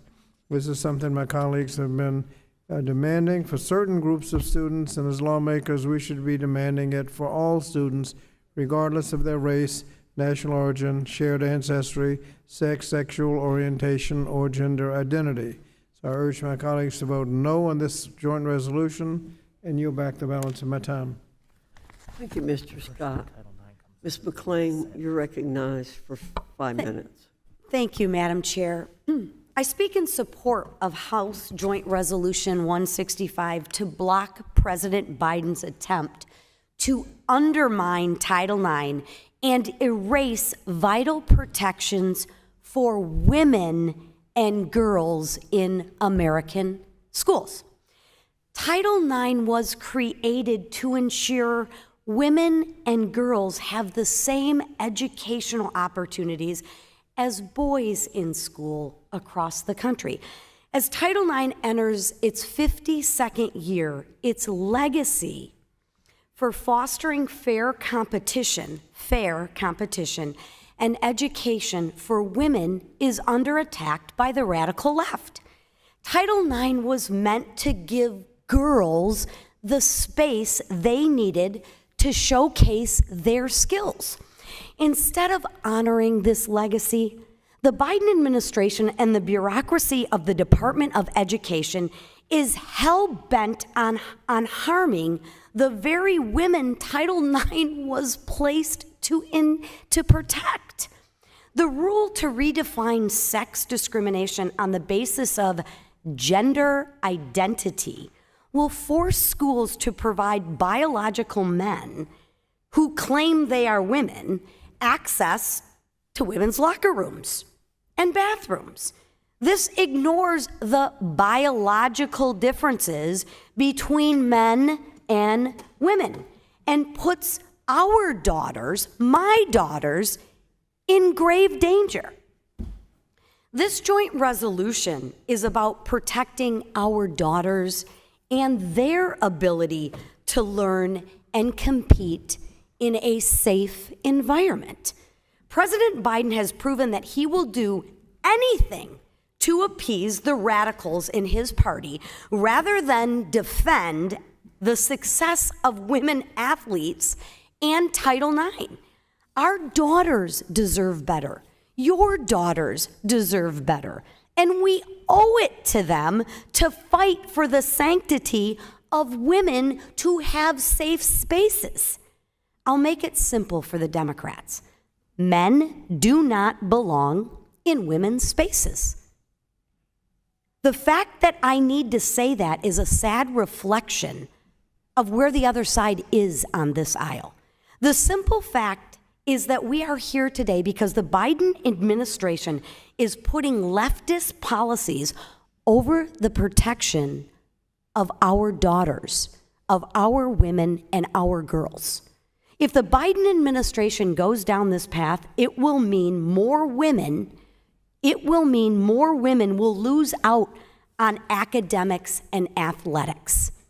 Since when are we so discriminatory against women? I don't understand that. I mean, they should have opportunities. Women and girls should have opportunities that were afforded to them under Title IX. Remember, we fought so hard for Title IX, for women. Remember the women's lib generation, right? I am proud to co-sponsor this common sense legislation and to urge my colleagues, support your daughters and vote for this legislation. Thank you, Madam Chair, and I yield back. Mr. Good, you're recognized for 5 minutes.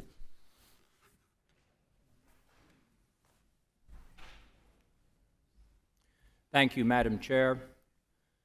I move to strike the last word. You're recognized for 5 minutes. On April 29, 2024, the Department of Ed released a rule changing Title IX of the Education Amendment of 1972 to include sexual orientation, gender identity, and the definition of sex. With a stroke of a pen, the Biden administration destroyed Title IX's promises of equal opportunity for women and eradicated sex-protected spaces like bathrooms, locker rooms, and campus housing for students from kindergarten through grad school. The Title IX rule forces schools to adopt the left's radical worldview that sex is something that can change on a whim, something that's chosen or decided, as opposed to it being scientifically embedded in our DNA. Of course, the folks on the other side, the Democrat Party, supports young children self-diagnosing gender dysphoria, and then adults' ability to abuse them, young children, via puberty blockers, cross-sex hormones, and even surgery to forever maim them, disfigure them for the rest of their life. It's clear from this rule that the left would rather perpetrate the harm of gender confusion than stand up for women and girls. Unless Congress or the courts intervene, the Biden administration's rule will go into effect on August 1. So next year, don't be surprised when you see more boys joining girls' sports teams. And you can thank President Biden when your daughter finds out that her freshman roommate is actually a man. Brace yourself for the onslaught of investigations of the Department of Education's Office of Civil Rights when teachers and students who refuse to use non-biological pronouns are reported. So I thank Representative Miller for her courage, her leadership, and her effort, her relentless effort to protect women and girls in locker rooms, defend women in sports, and to follow the science, the God-created science. And I'm proud to support this legislation. I urge all of my colleagues to nullify the Biden administration's rule by supporting H.J. Res. 165, and I yield back. Thank you, Mr. Good. Mr. Moran, you're recognized for 5 minutes. Thank you, Chairwoman Foxx. I move to strike the last word. You're recognized. Today I rise in support of House Joint Resolution 165, introduced by my colleague, Representative Mary Miller from Illinois. I come with deep concerns regarding the Biden administration's Department of Education final rule released on May 3rd, 2024, regarding Title IX that redefines sex to include, quote, sexual orientation and gender identity. This rule blatantly disregards the longstanding interpretation of the word sex, undermines the intended mission of Title IX, and removes protections for women and girls in our education system. The Biden administration's Title IX rule belies the legislative intent of the statute, which was to ensure equal access to educational and athletic opportunities for women on campuses, and this new rule unfortunately achieves the exact opposite. Title IX was written with the understanding that there are two distinct sexes, male and female. This foundational biological truth, if unwound, makes Title IX protections irrelevant and unnecessary. The final rule issued by the Department of Education, which redefines sex to include sexual orientation and gender identity, blatantly ignores years of precedent and only creates more confusion for institutions. It blurs the lines of biology, of statutory construction, and of common sense. What's more, this rule rolls back years of advancements for women and girls in education, like my two daughters, and erodes the fundamental principles and purposes of Title IX. Egregiously, this rule goes so far as to withhold funds to schools if they do not allow students to use restrooms or locker rooms based on their proclaimed gender identity. This unprecedented rule is dangerous and is another example of the administration ignoring the will of parents, children, and local school districts, not to mention common sense and the natural laws of this world. This blatant government overreach in search of a radical social agenda rooted in moral relativism is unacceptable to me as a father and as a legislator. And I urge my colleagues to vote in favor of this resolution to roll back the Biden administration's ill-conceived attempt to further blur the lines between men and women. With that, I yield back. Thank you, Mr. Moran. Dr. Adams, you're recognized for 5 minutes. Thank you, Madam Chair. I move to strike the last word. You're recognized. I rise in opposition to this resolution. We cannot allow this attempt at fear-mongering overshadow how groundbreaking this new rule is for so many students in our country. These changes provide much-needed clarification on what schools are obligated to do in cases of sexual harassment and discrimination. They strengthen the requirement for schools to respond promptly and equitably in their investigations. They also significantly strengthen protections for pregnant and parenting students. These regulations require schools to provide pregnant students with information on the school's obligations and accommodations they must offer, including voluntary leaves of absence and lactation spaces. They also explicitly prohibit discrimination on the basis of sexual orientation or gender identity. As a professor of 40 years, I deeply value the role that education has in student lives. And every student deserves a quality education, free of harassment and discrimination. This final rule is an excellent step in the right direction for our students, and I'm proud to support it, and I yield back the balance of my time, Madam Chair. The gentlewoman yields back. Mr. Takano, you're recognized for 5 minutes. Thank you, Madam Chair. I move to strike the last word and rise in opposition to this resolution. You're recognized for 5 minutes. The Department of Education issued a final rule this past April. This rule is a triumph. It strengthens protections against sex-based harassment and clarifies protections for LGBTQI plus pregnant and parenting students. This rule makes significant strides in repairing the damage that the Trump administration's Title IX rule established.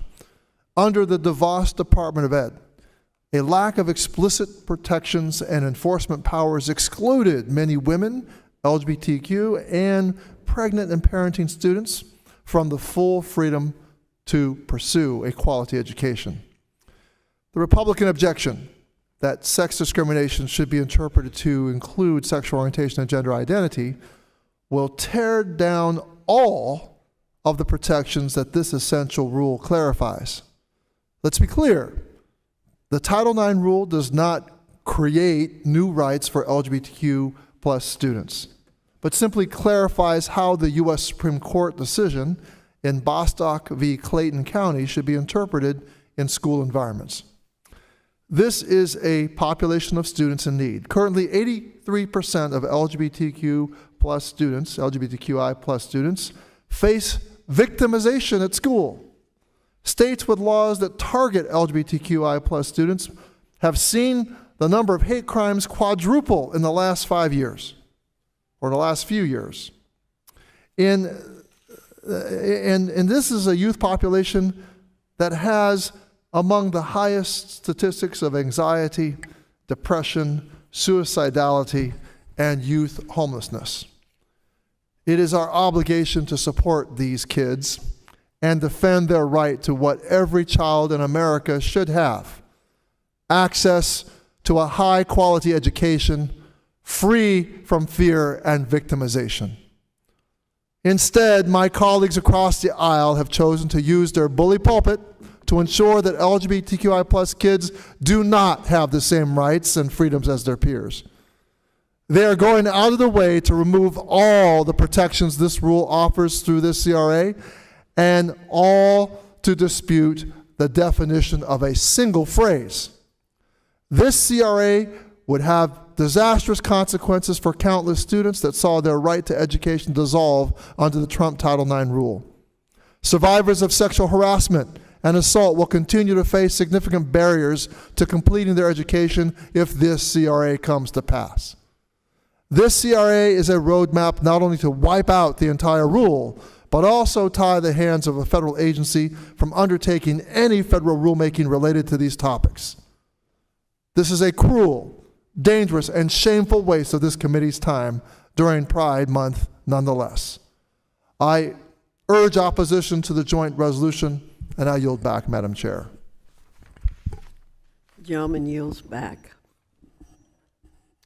I recognize myself for 5 minutes.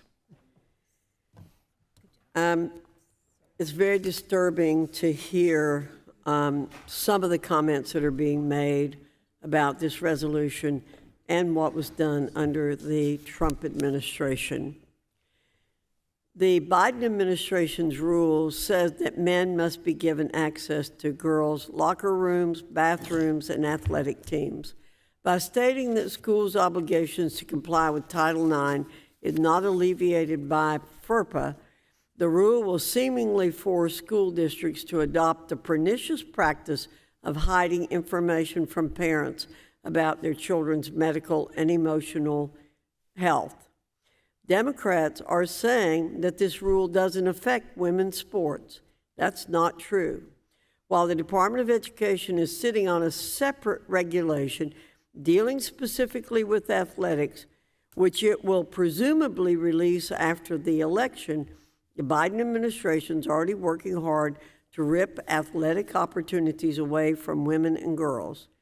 This rule we're debating today includes no carve-out for athletics. The Biden administration also intervened in a court case in West Virginia in opposition to a state law ensuring that only biological women would participate in women's sports. To be clear, this rule is not about protecting LGBTQ students from sexual harassment. Title IX already does that. I'm going to repeat that. Title IX already protects LGBTQ students. As the Trump administration wrote in the preamble to its 2020 Title IX regulations, the Department of Education will not tolerate sexual harassment against any student, including LGBTQ students. No, this rule is about forcing children, their parents, and their schools to accept the left's dangerous and radical gender ideology, the left's blatant and intentional attempts to redefine our sons' and daughters' identities by questioning biology itself has already done significant harm to our children and society. It will do even more if this rule stands. The rule is also wrong legally. The Biden administration justifies its interpretation of Title IX by pointing to the Supreme Court's ruling in Bostock versus Clayton County, Bostock. However, as Mrs. Miller has already said, the Biden administration ignores the Supreme Court's own explicit warning against interpreting Bostock opinion as applying to Title IX or other civil rights laws protecting sex discrimination. In that case, the court stated, quote, "But none of these other laws are before us. We have not had the benefit of adversarial testing about the meaning of their terms, and we do not prejudge any such question today. Under Title VII-2, we do not purport to address bathrooms, locker rooms, or anything else of the kind." In addition, this rule violates the Supreme Court's major questions doctrine. In West Virginia versus EPA, the Supreme Court prohibited agencies from resolving questions of, quote, "vast economic and political significance," unquote, without clear statutory authorizations. There are other troubling provisions in the regulation. Hidden within the pages is an attack on the First Amendment. The rule will force students and educators to accept the left's radical anti-science views of biology or be punished. The rule's expansion of what constitutes sexual harassment will further stifle students' free speech rights. The rule strips due process rights from students accused of violating sexual harassment policies. The rule allows institutions to return to single investigator models in which one staff member serves as investigator, judge, and jury. The rule eliminates the rights of students on college campuses to a live hearing in which competing claims can be fairly evaluated, and access to evidence for the accused has been curtailed. I yield back.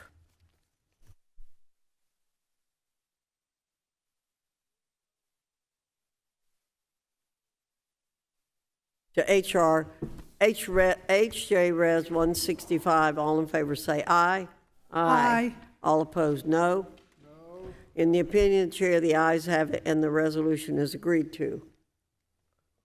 Madam Chair, can I enter something into the record at this point? Well, I just want the without record. objection, the gentlewoman is recognized out of turn to put something in the record. I just want to clarify something, because the Fourth Circuit Court of Appeals, which is in Virginia, ruled that policies that segregate transgender students and deny them accurate transcripts are unconstitutional and violate Title IX. And I just want to clarify that. If the gentlewoman would like, the gentlewoman's time's expired, but the gentlewoman wants to enter that into the record. I will enter she something may do into the so. record about that. Thank you, Madam Chair. Mr. Scott, you're recognized. And did we get a recorded vote on the resolution?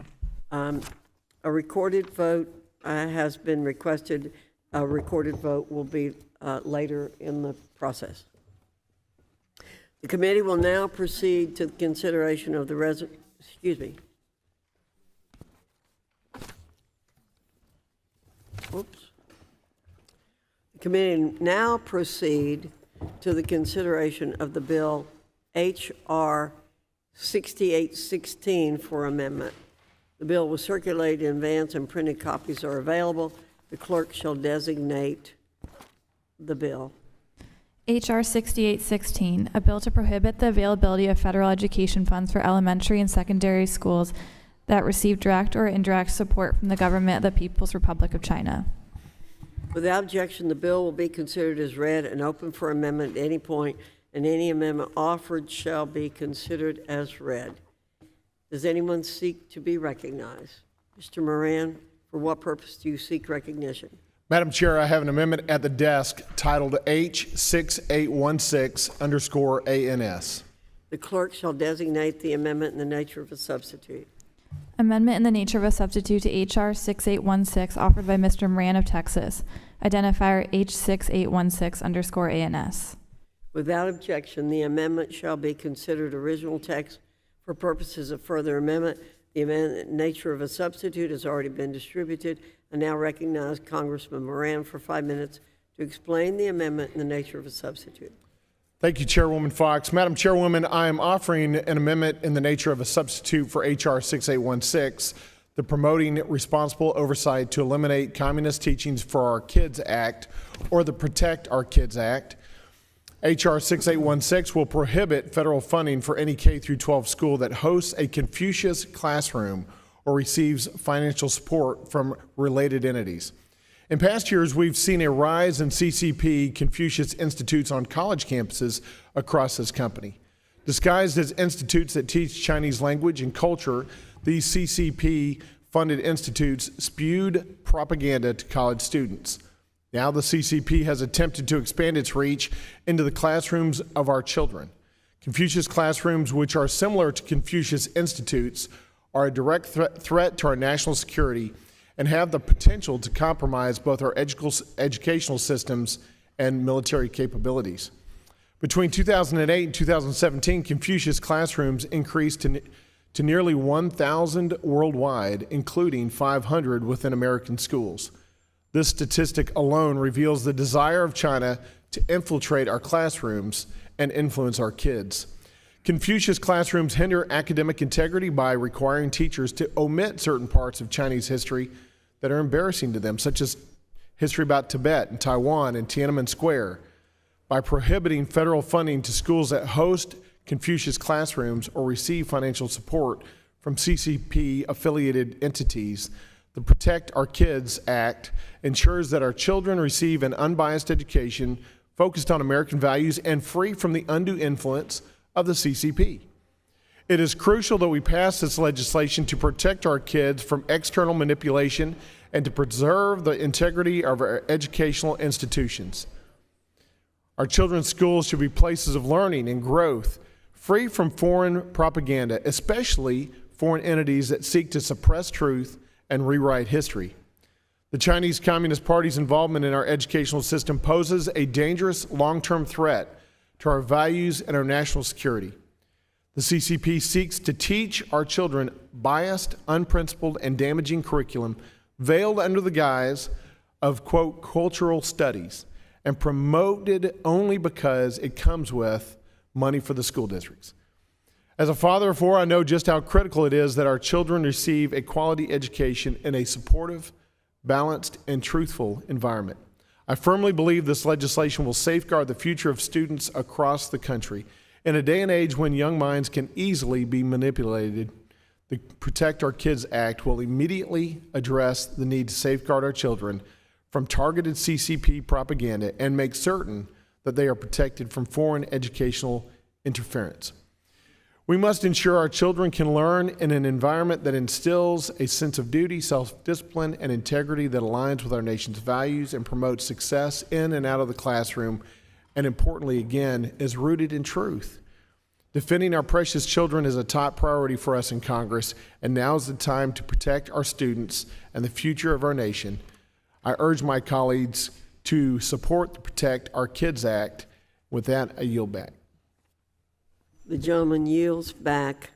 Is there any member? Ms. Bonamici, you're recognized for 5 minutes. Thank you, Madam Chair. I move to strike the last word and speak in opposition to H.R. 6816 and the amendment in the nature of the substitute. You're recognized for 5 minutes. Thank you, Madam Chair. Elementary and secondary schools across the nation have been working hard to eliminate gaps left by the pandemic and support student learning. And we should be considering bills that provide children and educators with the tools they need to learn and safely and teach safely in our schools. But instead, this bill fuels culture wars and fixates on problems that do not exist. The Protect Our Kids Act attempts to put a full body cast on a paper cut. It's an overly burdensome requirement and imposes ambiguous requirements with harsh penalties. The majority has failed to provide data and evidence that proves that H.R. 6816 is necessary. My Democratic colleagues and I remain committed to ensuring elementary and secondary schools have resources to safeguard classrooms from undue foreign influence. This bill is a solution in search of a problem. There's no independently verified evidence that the Chinese government is infiltrating our elementary and secondary schools. In fact, the number of Confucius classrooms still active in the United States has decreased significantly and appears to be no more than 16. As of 2023, 111 of them closed, and according to a GAO report in the last fall, the headline is "Nearly all U.S. Confucius Institutes Closed." So I don't know why we're spending time doing this today. And interestingly, when I was in the state legislature, the biggest proponent of Confucius Institutes and Mandarin programs was a Republican. So this bill is named Protect Our Kids Act. And I want to point out that according to Everytown for Gun Safety, there have been 107 instances of gunfire on school grounds to date just in 2024, resulting in 29 deaths. Guns are a much bigger threat to American school children than Chinese language programs and cultural exchange. Yet the majority remains unwilling to address the issue of firearms in our schools or gun violence and the need to prevent it. Also, we must be careful and not take action that could be perceived as targeting Chinese-affiliated programs and individuals, something that this bill does not take care of. We've seen the result of racial profiling in higher education, including a case in which an MIT faculty member was wrongfully accused, seriously damaging his career. This sort of targeting can easily lead to harmful consequences rooted in xenophobia for innocent faculty members. Anti-Asian hate has no place in our elementary and secondary schools, in higher institutes of higher education, or in our country. We must fight against unwarranted panic and suspicion among school personnel, parents, and communities that result in increased discrimination against students and educators of Asian descent. Since the start of the COVID pandemic, Stop AAPI Hate has received notice of more than 12,000 incidents of hate driven by anti-Asian scapegoating. The work that we do here should fight against such act rather than potentially adding fuel to the fire. Our schools are not safer when we discriminate. H.R. 6816 is a misuse of the committee's time, and I urge my colleagues to oppose this bill, and I yield back the balance of my time. Does any other member wish to speak on the amendment and the nature of a substitute? There being no further discussion on the amendment and the nature of a substitute, the committee will move to consideration of amendments. For what purpose does the gentleman from Virginia seek recognition? Mr. Chairman, Madam Chair, I have a minute at the desk. The clerk will report the amendment. Amendment to the amendment in the nature of a substitute to H.R. 6816 offered by Mr. Scott of Virginia, identifier H6816_AMD_001. The gentleman from Virginia is recognized for 5 minutes in support of the amendment. Thank you. Madam Chair, this bill contains potentially severe penalties for non-compliance, regardless of whether it's intentional or accidental. Bill contains no funding to assist with compliance or administrative burdens that compliance will require at the federal, state, local school levels, thus making this an unfunded mandate. Significant efforts must be expended to investigate existing and new contracts to determine whether existing or potential business partners are foreign governments or foreign entities of concern, in creating and maintaining systems to keep track of all this new information and respond to inquiries. This amendment just authorizes $300 million for fiscal year 2025 and each following year to carry on the requirements of the bill. That's a modest sum. There are about 100,000 public elementary and secondary schools in America, and that would be about $3,000 per school to comply with all of these requirements. Majority likes to call us out for unfunded mandates when we propose solutions to help students and families address real problems. This harmful bill is not helping anyone and likely requires significant cost in time, money, and effort when the part of the federal government, state government, school districts, and schools to comply and avoid problems. I'd frankly like to see us deal with other problems like achievement gaps, early childhood education, what to do about the funding cliff that we're going to hit later this year when the American Rescue Plan Act money runs out. Those are problems that schools are actually dealing with. There's no evidence that the underlying bill is going to do any good, but if it's going to pass, it ought to have assistance to help people comply with all of the mandates. So I would hope we'd adopt the amendment. And I yield back the balance. The gentleman yields back. Does any member wish to speak on the amendment? I yield myself 5 minutes.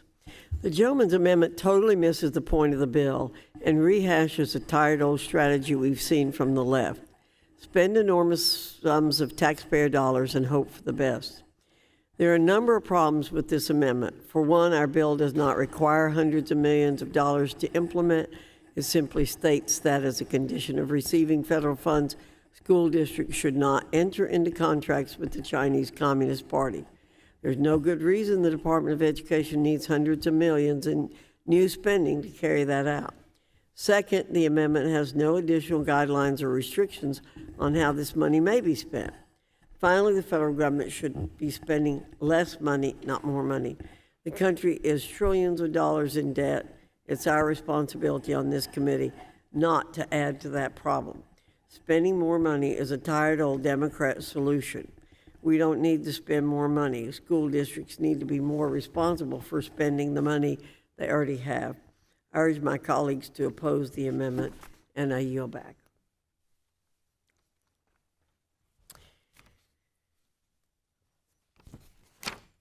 Yeah, got it. Any further debate on the amendment? If not, the questions on the amendment by the gentleman from Virginia. All in favor say aye. Aye.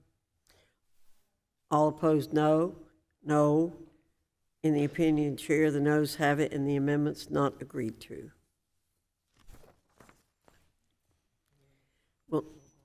We'll now move to. Oh, sorry. Okay. The gentleman asked for a roll call vote. A roll call vote is ordered. Pursuant to the chair's previous announcement, this vote will be postponed. Are there further amendments in the nature of a substitute to H.R. 6816?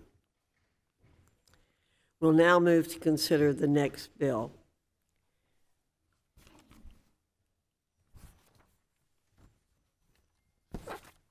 The committee will now proceed to the consideration of the bill H.R. 5567 for amendment. The bill was circulated in advance and printed copies are available. The clerk shall designate the bill. H.R. 5567, a bill to prohibit elementary and secondary schools from accepting funds from or entering into contracts with the government of the People's Republic of China and the Chinese Communist Party and for other purposes. Without objection, the bill will be considered as read and open for amendment at any point, and any amendment offered shall be considered as read. Does anyone seek to be recognized? Mr. Williams, for what purpose do you seek recognition? Madam Chair, I have an amendment of the desk titled H5567_ANS. The clerk will designate the amendment in the nature of a substitute. Amendment in the nature of a substitute to H.R. 5567 offered by Mr. Williams of New York, identifier H5567_ANS. Without objection, the amendment shall be considered original text for purposes of further amendment. The amendment in the nature of a substitute has already been distributed. I now recognize Congressman Williams for 5 minutes to explain the amendment in the nature of a substitute. Thank you, Madam Chair. I'm proud to offer this amendment in the nature of a substitute to the Combating the Lies of Authoritarians in School Systems Act, a bill that will tackle the pervasive influence of foreign funding in our K-12 system.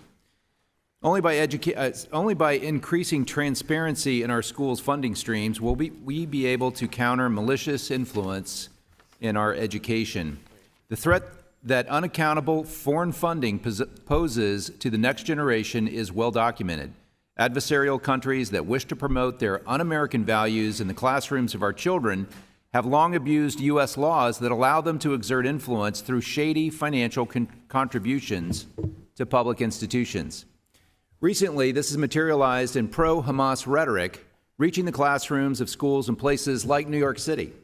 Turns out, over $1 million over 3 years was sent from the Qatar Foundation International to the New York City Department of Education.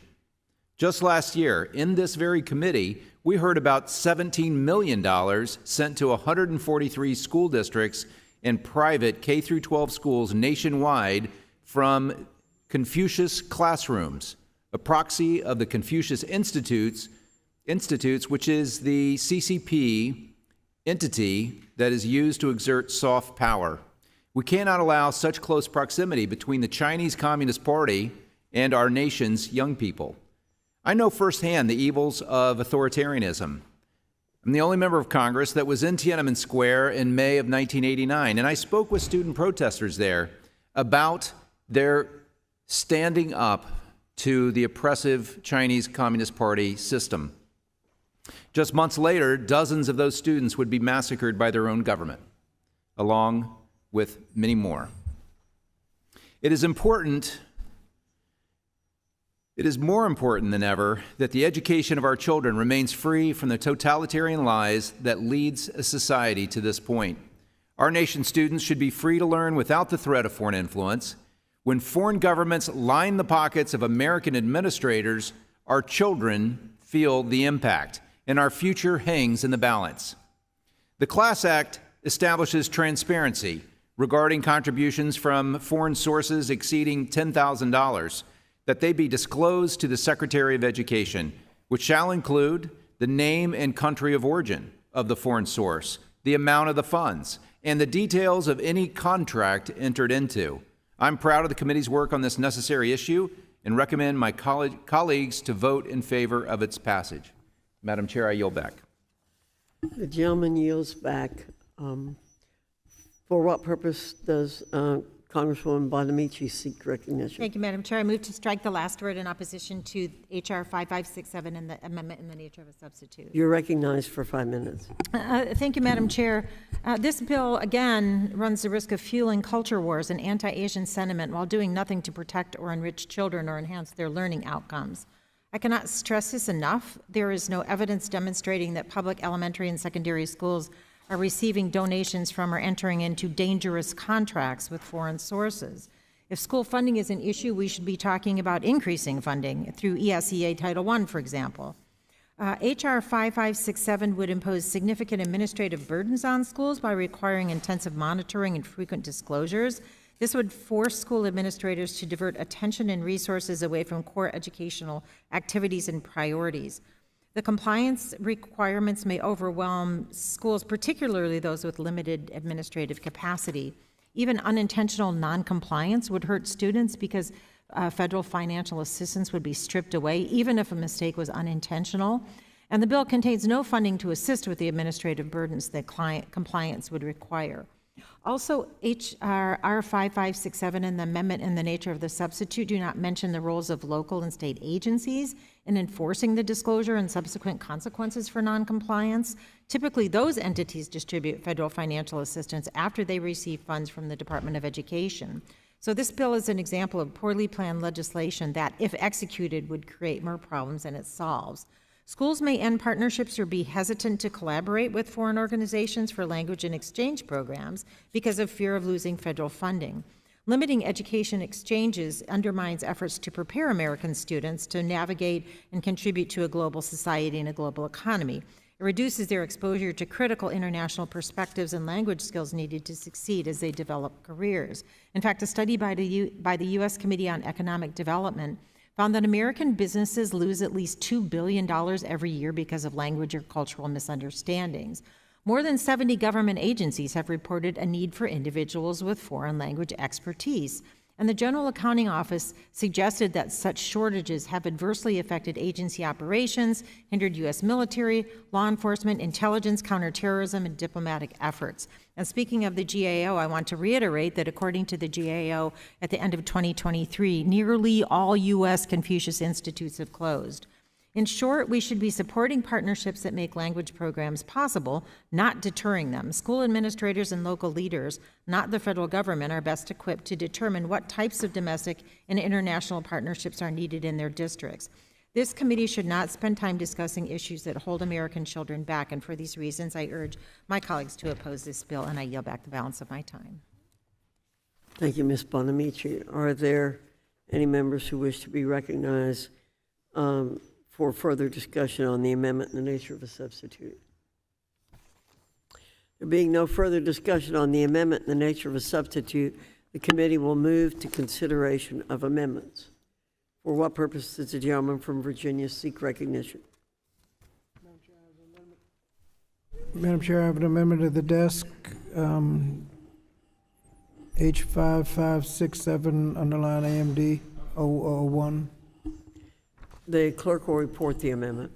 Amendment to the amendment in the nature of a substitute to H.R. 5567 offered by Mr. Scott of Virginia, identifier H5567_AMD_001. The gentleman from Virginia is recognized for 5 minutes in support of the amendment.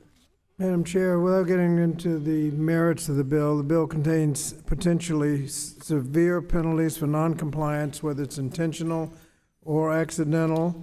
There's no funding in the bill to help comply with the provisions of the bill, and if you're going to comply with it, significant effort may need to be expended to investigate existing and all new contracts to determine whether existing or potential business partners or foreign governments, foreign entities of concern, or creating or maintaining systems to keep track of all the new information. I mean, the bill, it says that you have to disclose contracts over $10,000 or can't do contracts over $10,000 from a foreign source.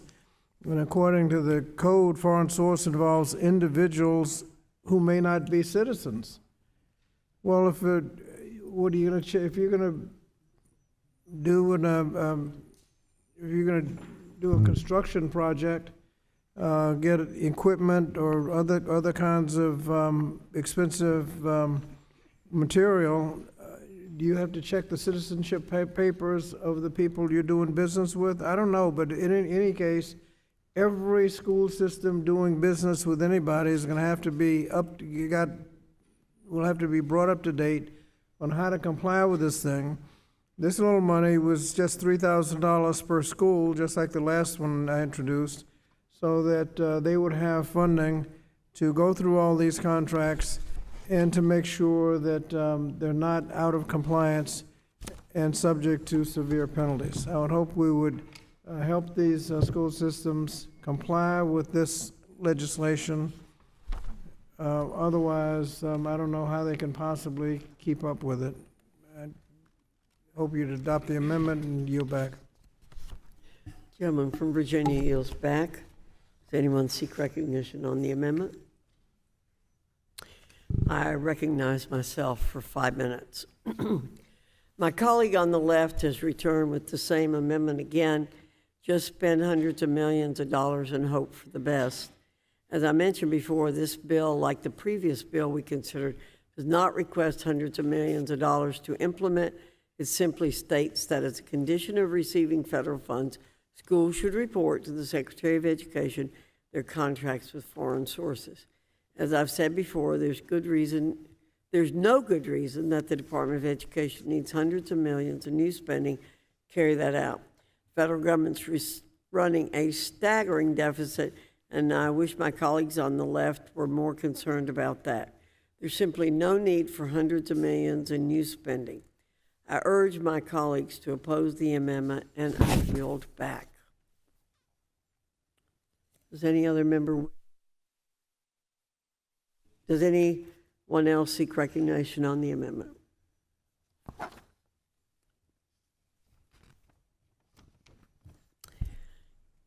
There being no further requests for speaking on the amendment. The vote now occurs on the gentleman from Virginia's amendment. Those in favor say aye. Those opposed, no. No. Pursuant to, so the noes have it. The gentleman from Virginia requests a recorded vote. Pursuant to, a roll call vote's ordered. Pursuant to the chair's previous announcement, this vote will be postponed. Are there further amendments to the amendment in the nature of a substitute to H.R. 5567? We'll now move to consider the next bill.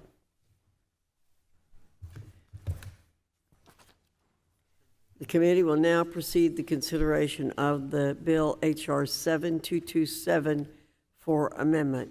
The bill was circulated in advance and printed copies are available. The clerk shall designate the bill. H.R. 7227, a bill to establish the Truth and Healing Commission on Indian boarding school policies in the United States and for other purposes. Without objection, the first reading of the bill is dispensed with. Without objection, the bill will be considered as read and open for amendment at any point, and any amendment offered shall be considered as read.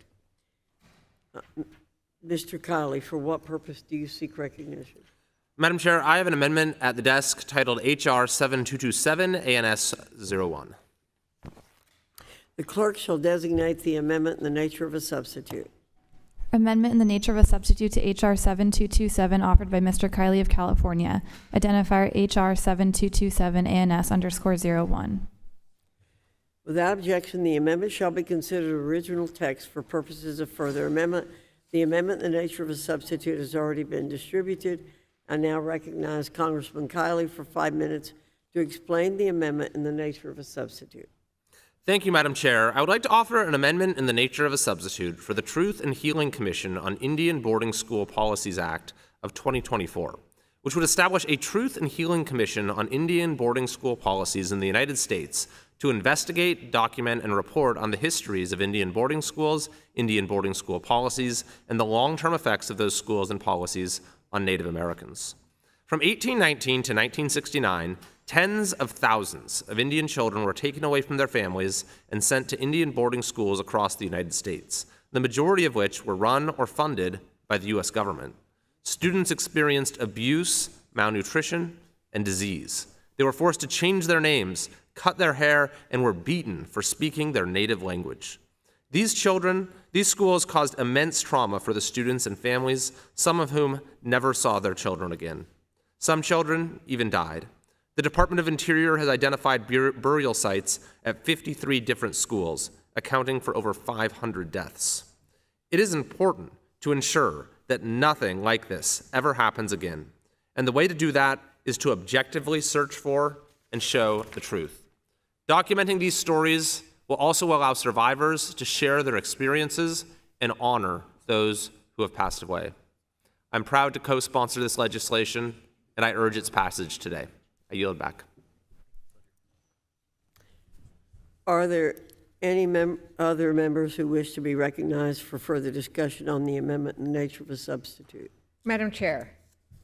Ms. Leisure Fernandez, you're recognized for 5 minutes. So thank you, Madam Chair. I move to strike the last word. You're recognized. For generations, Native American children were torn from their parents, torn from their culture, torn from their homelands, and forced into boarding schools to, quote, civilize them. Some of these children were as young as 3 years old. Today, we would call these practices torture. Congress played a role in starting these schools in 1819 when it passed the Indian Civilization Fund Act. By 1925, nearly 61,000 American Indian and Alaska Native children were forcibly taken into boarding schools. Over the course of 150 years, the United States operated over 400 boarding schools, with at least 43 in my own state of New Mexico. Our country allowed children to die in these federally funded schools, with many buried in unmarked graves. The U.S. Department of Interior found at least 53 burial sites for Indigenous children across the boarding school system. It is undeniable that these events have led to intergenerational trauma within our Native communities. We are still uncovering the harm inflicted by these boarding schools, but we must continue the work to uncover the truths of this tragic and shameful chapter in our country's history.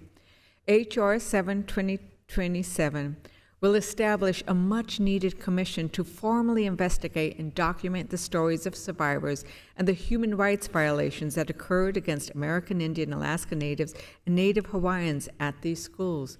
I'm incredibly grateful for Sharice Davis for bringing this bill to Congress for our consideration. Last Congress, in the Natural Resources Committee, we held a hearing and listened to the survivors of the boarding schools. Their stories moved each of our hearts to tears. The committee recognized that every time the survivors have to tell their stories, they are revisiting the trauma they experienced at the boarding schools. I am grateful that the survivors are willing to move us to a place of reconciliation, even though this is a very painful process for them. They reminded us at that hearing, and they've reminded the committee, that the way you resolve historical trauma is to acknowledge it and uncover the truth. As was noted earlier, thank you very much for those statements. I'm very grateful that the Committee on Education and the Workforce has primary jurisdiction over this bill and has taken the lead to move it to markup and hopefully to the floor for a vote. I urge my colleagues to vote for this bill because our Native communities deserve a full accounting of this dark history. We are reminded, I think, as Americans, that it is always through story where we find each other. And whether that finding each other is through pain or through the power of the word and of the ability to connect with each other and understand something that is not of our own history as our own families, but it is of the history of our nation. And so I'm very grateful that we are bringing this bill to this committee for markup. I thank you, Madam Chair. I thank you, Ranking Member, and I yield back. Thank you, Ms. Leisure-Fernandez. Ms. Bonamici, you're recognized for 5 minutes. Thank you, Madam Chair. I move to strike the last word and speak in favor of H.R. 7227 and the amendment in the nature of a substitute. You're recognized for 5 minutes. Thank you, Madam Chair. This bill, which I'm honored to co-sponsor, represents a necessary step toward addressing long-standing injustices against Indigenous students and families under the Indian boarding school policy. We cannot undo the forced removal of Native children from their families or the horrific abuse they suffered under the federal government's assimilation agenda. Our job now is to provide the resources and support necessary to bring the victims' stories to light, to educate the public, and to facilitate healing for their descendants and for our nation. This legislation is a foundation for the work still needed to restore and revitalize Native culture and language, and to educate students on the atrocities committed against our First Peoples. Oregon has an Indian boarding school, Chemawa Indian School. It's in Salem, Oregon, and I visited many times. Over the years, the school has served Native students from across the country. I think of them and their ancestors as we move this important bill forward. I also want to thank, in addition to the bipartisan co-sponsors of this bill, our Secretary of the Interior, our former colleague Deb Haaland. I thank her for her leadership on this important issue. And thank you, Chair Foxx and Ranking Member Scott, for moving this important bipartisan bill forward. I urge all of my colleagues to support this bill, and I look forward to its swift passage by the full House. Thank you, Madam Chair, and I yield back. Thank you, Ms. Bonamici. There being no further discussion on the amendment in the nature of a substitute, the committee will move to consideration of amendments. There being no amendments, the question now occurs on the amendment in the nature of a substitute to H.R. 7227. All those in favor say aye. Aye. All opposed, no. In the opinion of the chair, the ayes have it, and the amendment in the nature of a substitute is adopted. We'll now move to consider the final bill Committee will now proceed to the consideration of the bill H.R. 8649 for amendment. The bill was circulated in advance and printed copies are available. The clerk shall designate the bill. H.R. 8649, a bill to ensure that parents are aware of foreign influence in their child's public school and for other purposes. Without objection, the first reading of the bill is dispensed with. Without objection, the bill will be considered as read and open for amendment at any point, and any amendment offered shall be considered as read. Mr. Bean, for what purpose do you seek recognition? Thank you, Madam Chair. I have an amendment at the desk. It's H8649. Underscore ANS. Yes. The clerk shall designate the amendment in the nature of a substitute. Amendment in the nature of a substitute to H.R. 8649 offered by Mr. Bean of Florida. Identifier H8649 underscore ANS.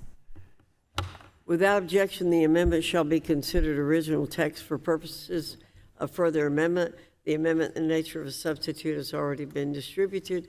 I now recognize Congressman Bean for 5 minutes to explain the amendment in the nature of a substitute.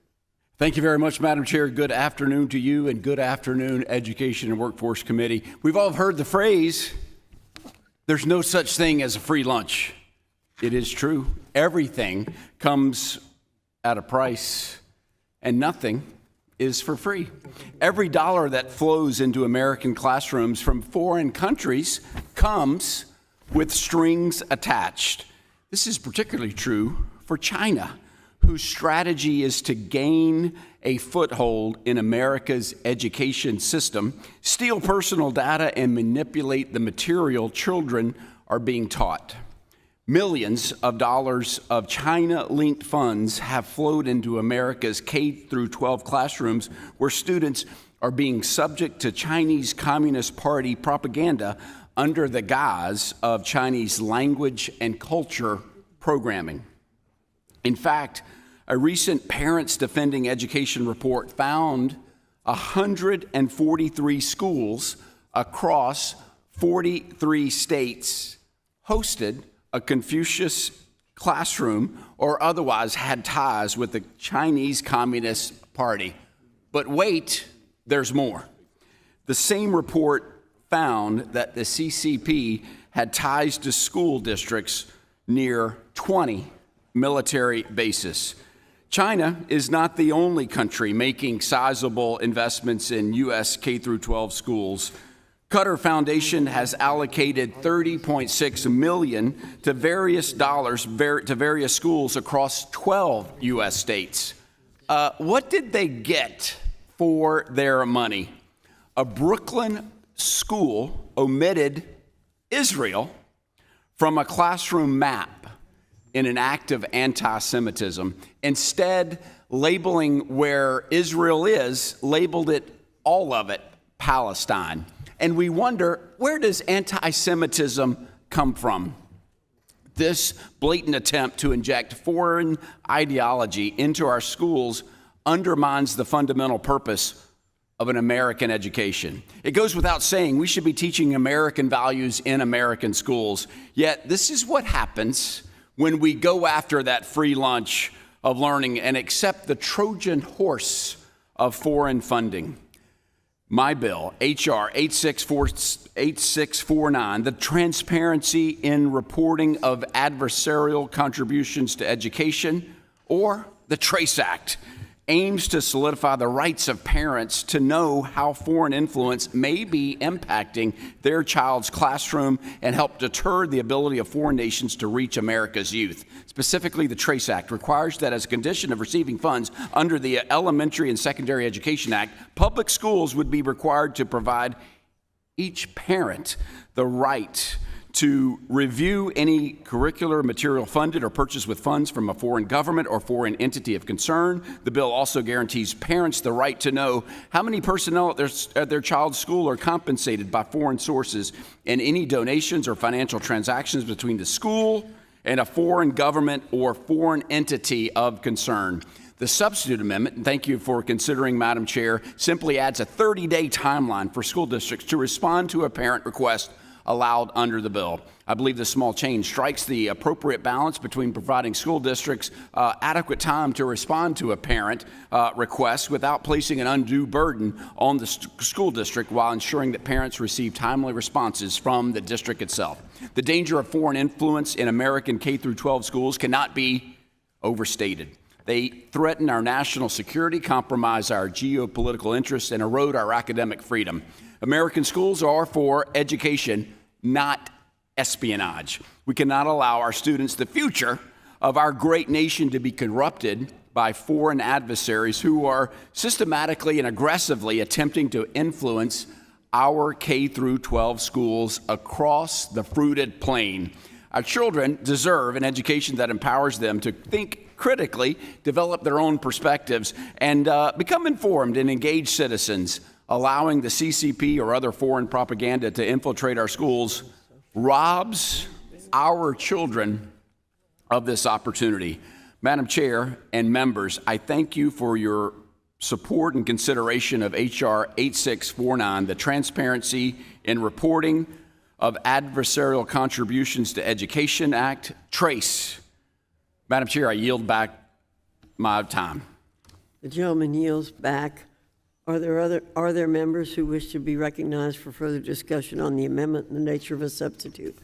Ms. Bonamici, you're recognized for 5 minutes. Thank you, Madam Chair. I move to strike the last word. You're recognized for 5 minutes. Thank you very much, Madam Chair. I want to speak against the TRACE Act, and once again, we're marking up a bill that's a solution in search of a problem. I get a little confused about when local control is involved here, but this is not a pressing issue, foreign influence in elementary and secondary education. And I want to reiterate, as I said on the other related bills, that according to the GAO at the end of 2023, nearly all U.S. Confucius Institutes have closed.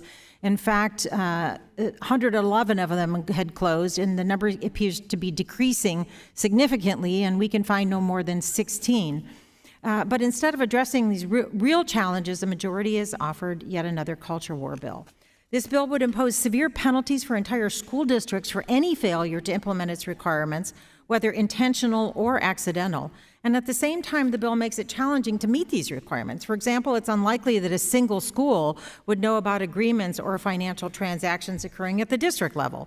However, the bill does not require districts to share that type of information with schools. And with respect to staff compensation, it's unclear whether the bill only applies to compensation provided by the school using funds that may be received from a foreign government or entity of concern, or whether the school would be penalized if, for example, a volunteer was being compensated by a foreign entity without the school's knowledge. The bill would also significantly broaden the information that parents could access beyond information pertaining to their own child. The General Education Provisions Act states that parents have the right to inspect instructional materials related to their child's classes. The bill also fails to provide a clear definition of a foreign country, other than a foreign country means a foreign country, and it leaves it to states, school districts, and schools to determine what this means. It provides no guidance on how to determine whether an entity should be a foreign entity of concern.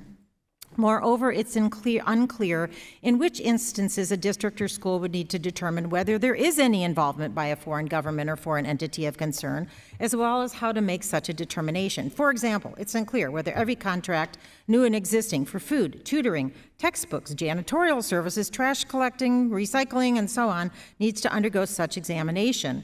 And it's unclear whether such examination would need to focus on each individual employee or only key decision makers as the entity providing services. So ultimately, this bill constitutes another unfunded mandate with the potential to impose significant administrative burdens at the federal, state, and local levels.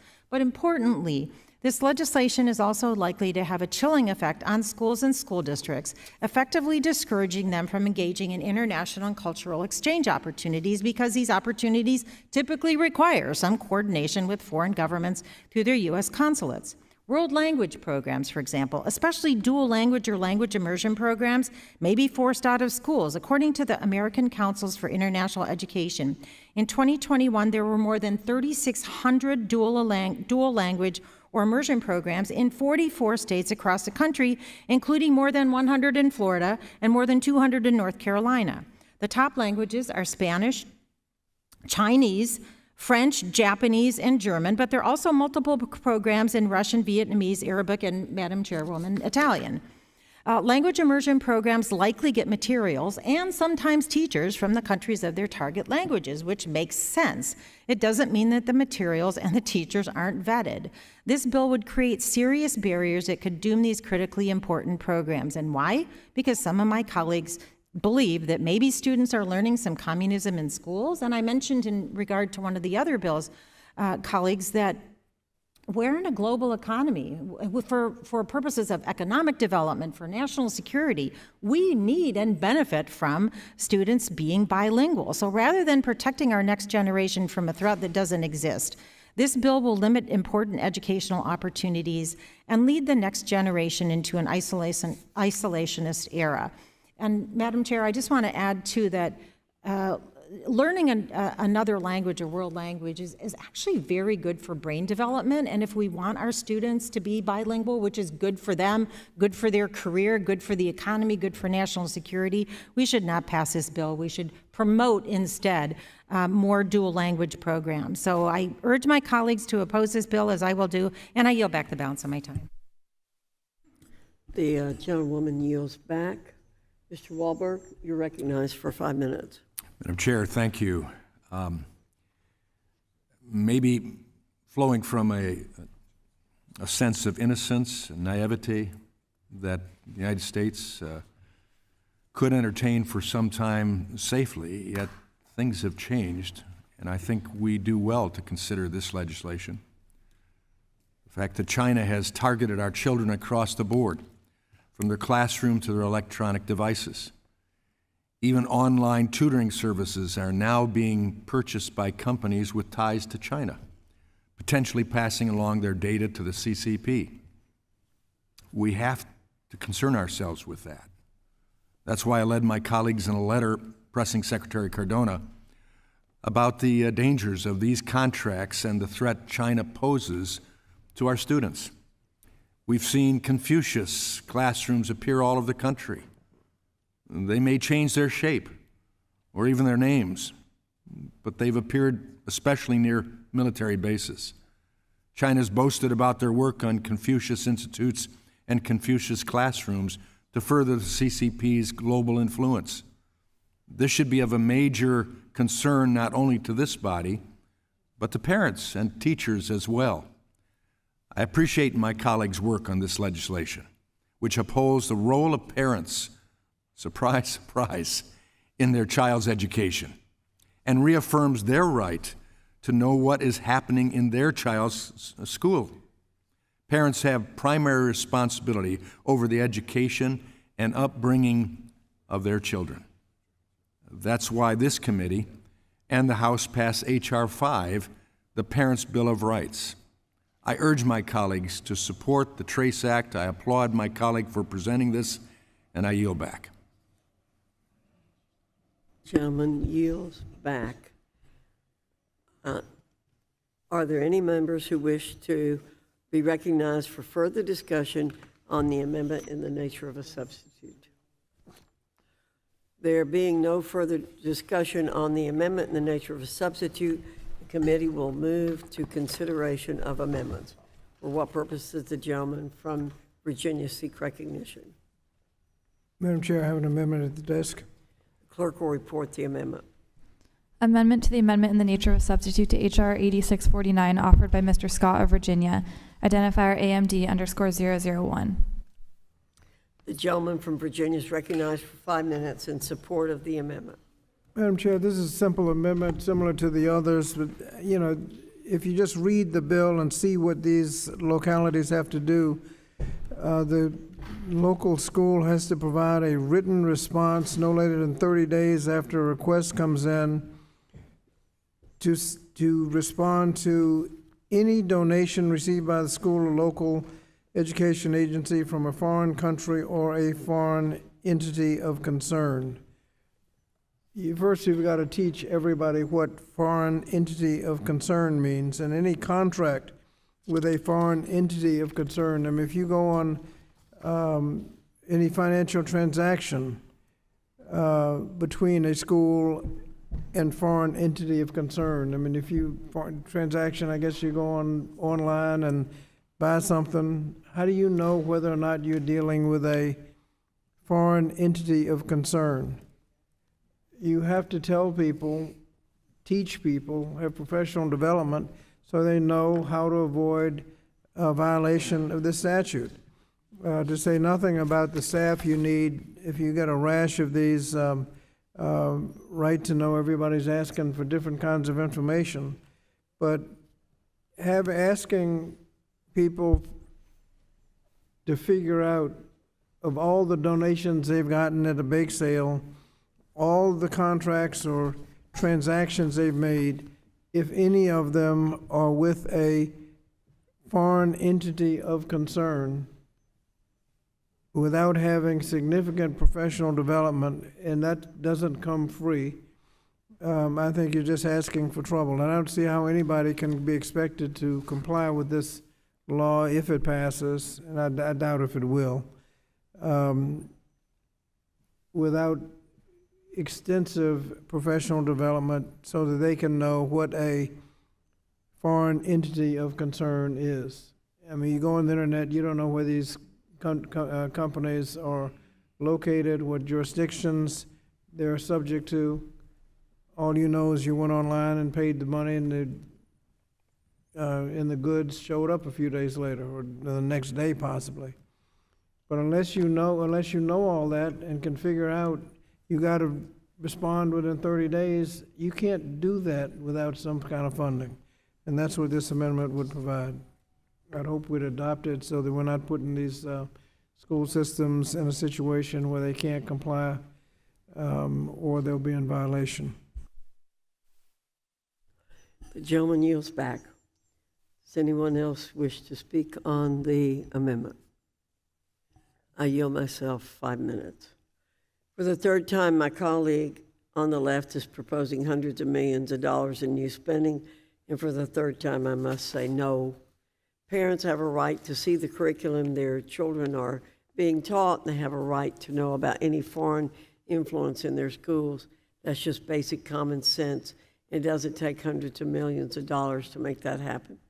Given how deeply in debt the country is, I wish my colleagues on the left were more concerned with how to save more taxpayer money, not spend it. I urge my colleagues to oppose the amendment, and I yield back. Does anyone else seek recognition on the amendment?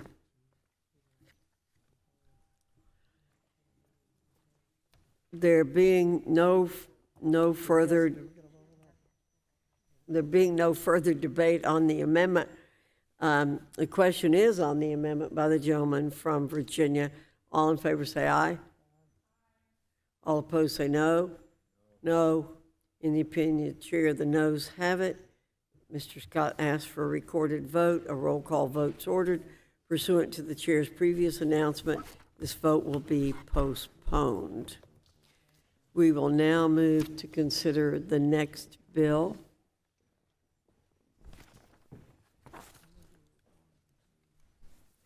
The committee will now proceed to consideration of the bill H.R. 8534 for amendment. The bill was circulated in advance and printed copies are available. The clerk shall designate the bill. H.R. 8534, a bill to prohibit a student athlete from being considered an employee of an institution, a conference, or an association based on participation in certain intercollegiate athletics. Without objection, the first reading of the bill is dispensed with. Without objection, the bill will be considered as read and open for amendment at any point, and any amendment offered shall be considered as read. Does anyone seek recognition? Mr. Good, for what purpose do you seek recognition?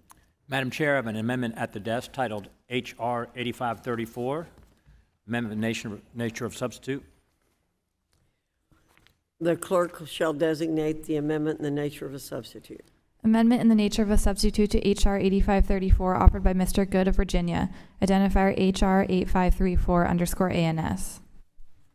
Without objection, the amendment shall be considered original text for purposes of further amendment. The amendment in the nature of a substitute has already been distributed. I now recognize Congressman Good for 5 minutes to explain the amendment in the nature of a substitute. Thank you, Madam Chair. I'd like to offer an amendment in the nature of a substitute for my legislation, the Protecting Student Athletes Economic Freedom Act. This bill simply states that a student athlete may not be considered an employee of an institution, conference, or association. This is likely a common sense issue for most Americans. Recently, student athletes have won new freedoms to negotiate name, image, and likeness deals, or NILs, and the opportunity to receive cash compensation in exchange for their advertising, marketing, and promotional appeal.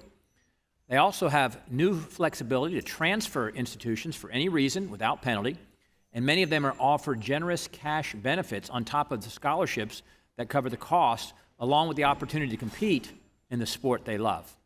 But being classified as an employee would limit those benefits.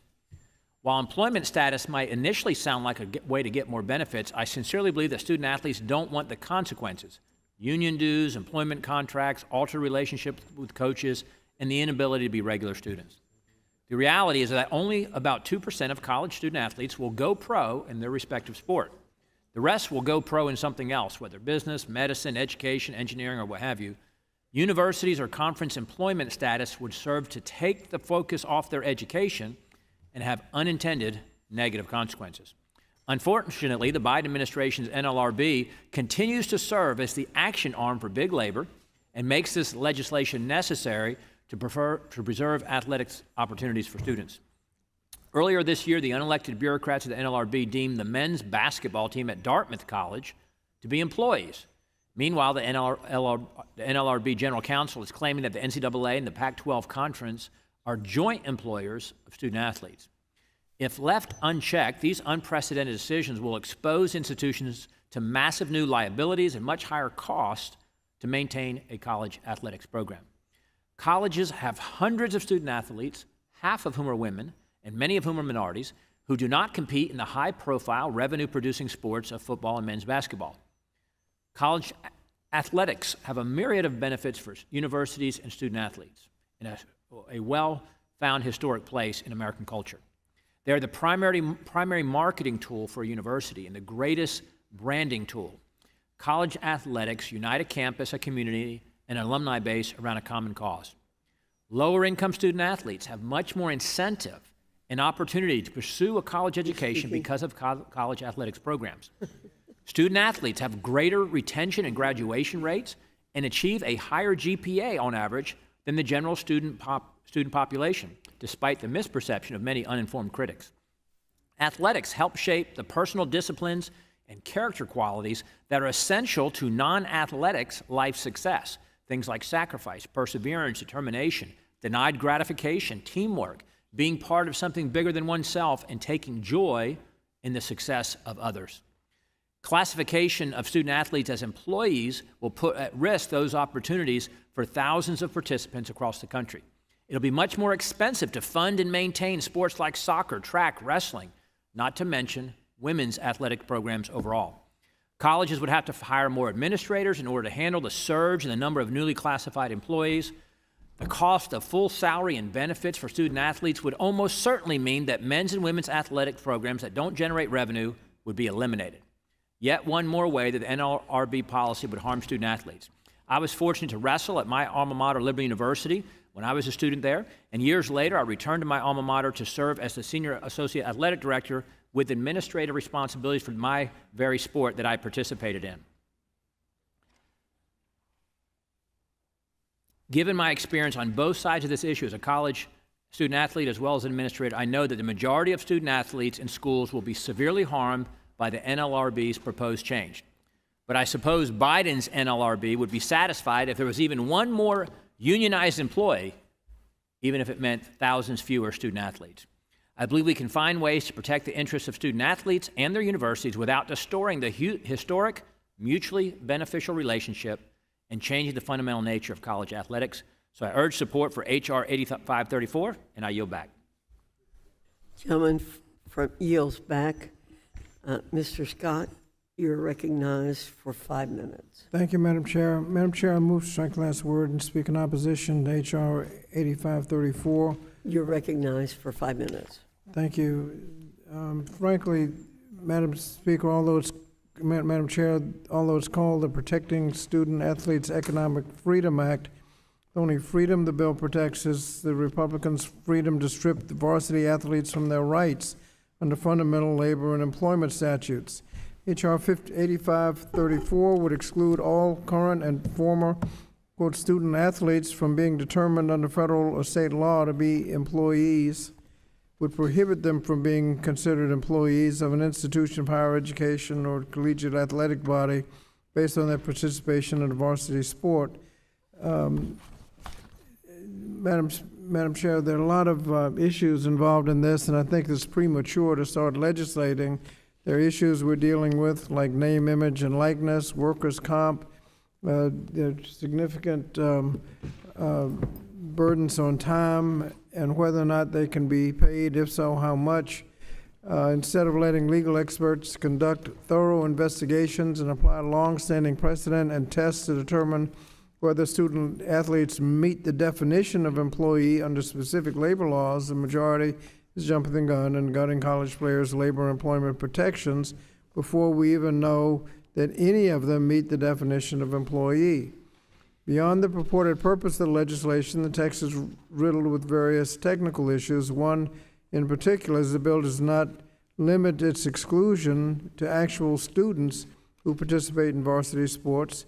This does nothing to address any issues many college athletes face. Certain college athletes reported spending 40 hours or more a week on their sport, which does not include the time they spent in their academics or extracurriculars.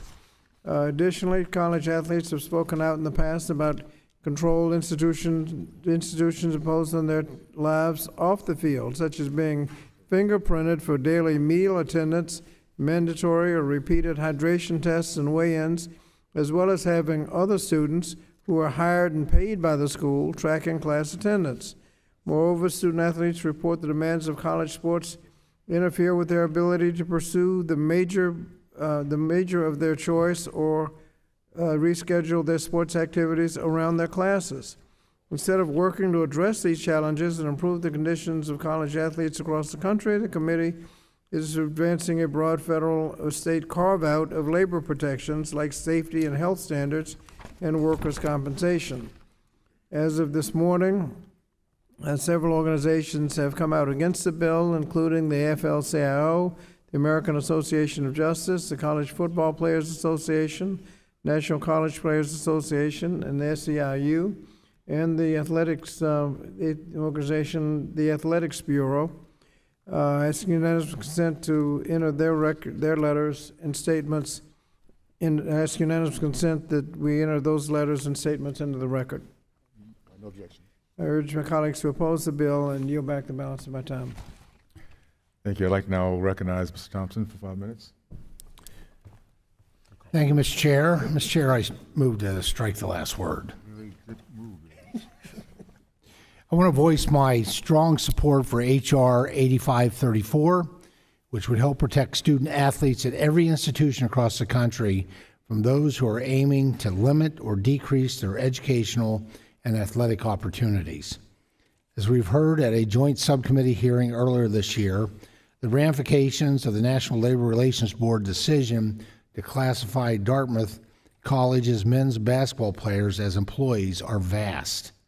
I'm in the unique position of representing institutions of all sizes in the Pennsylvania's 15th Congressional District, ranging from large Division I programs to Division III institutions and everything in between. As I have said before, while there are many differences between these institutions, what remains consistent across them is the profound concern and opposition with reclassifying student athletes as employees. These concerns have come from faculty, staff, administrators, and perhaps most importantly, the student athletes themselves. The cornerstone of college athletics has always been the ability for individuals to earn a college degree while participating in varsity sports. A college degree offers students the skills and the knowledge to succeed in their careers beyond athletics. Yet, the National Labor Relations Board threatens these opportunities for young men and women across the country. We've heard that drastic cuts will be necessary if this decision is allowed to stand and is implemented at other institutions. These cuts will be particularly pronounced at smaller institutions, many of whom already struggle to finance athletic programs.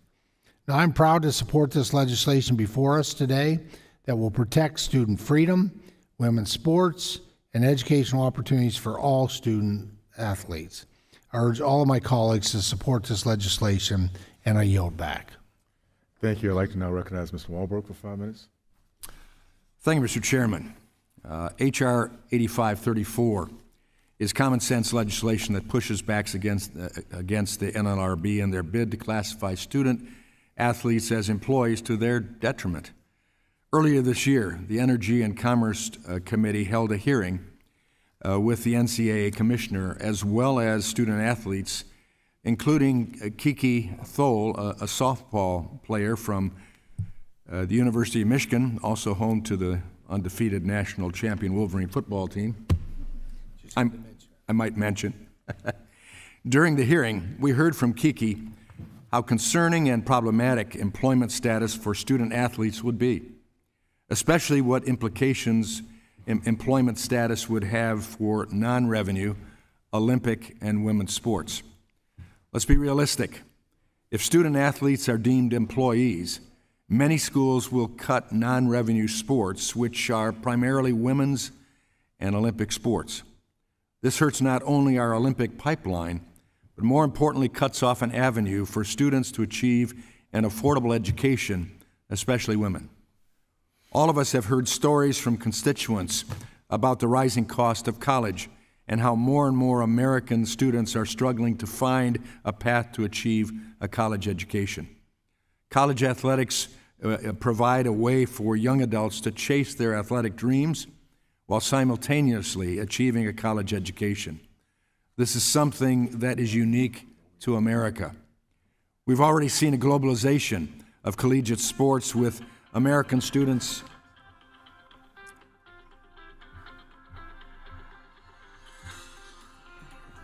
I have no idea how to turn my colleague's phone off. I hope it was support coming in for this bill. Again, we've already seen a globalization of collegiate sports with American students, athletes, having to compete against the world for coveted athletic scholarship. In my view, efforts to turn student athletes into employees will only amplify this issue.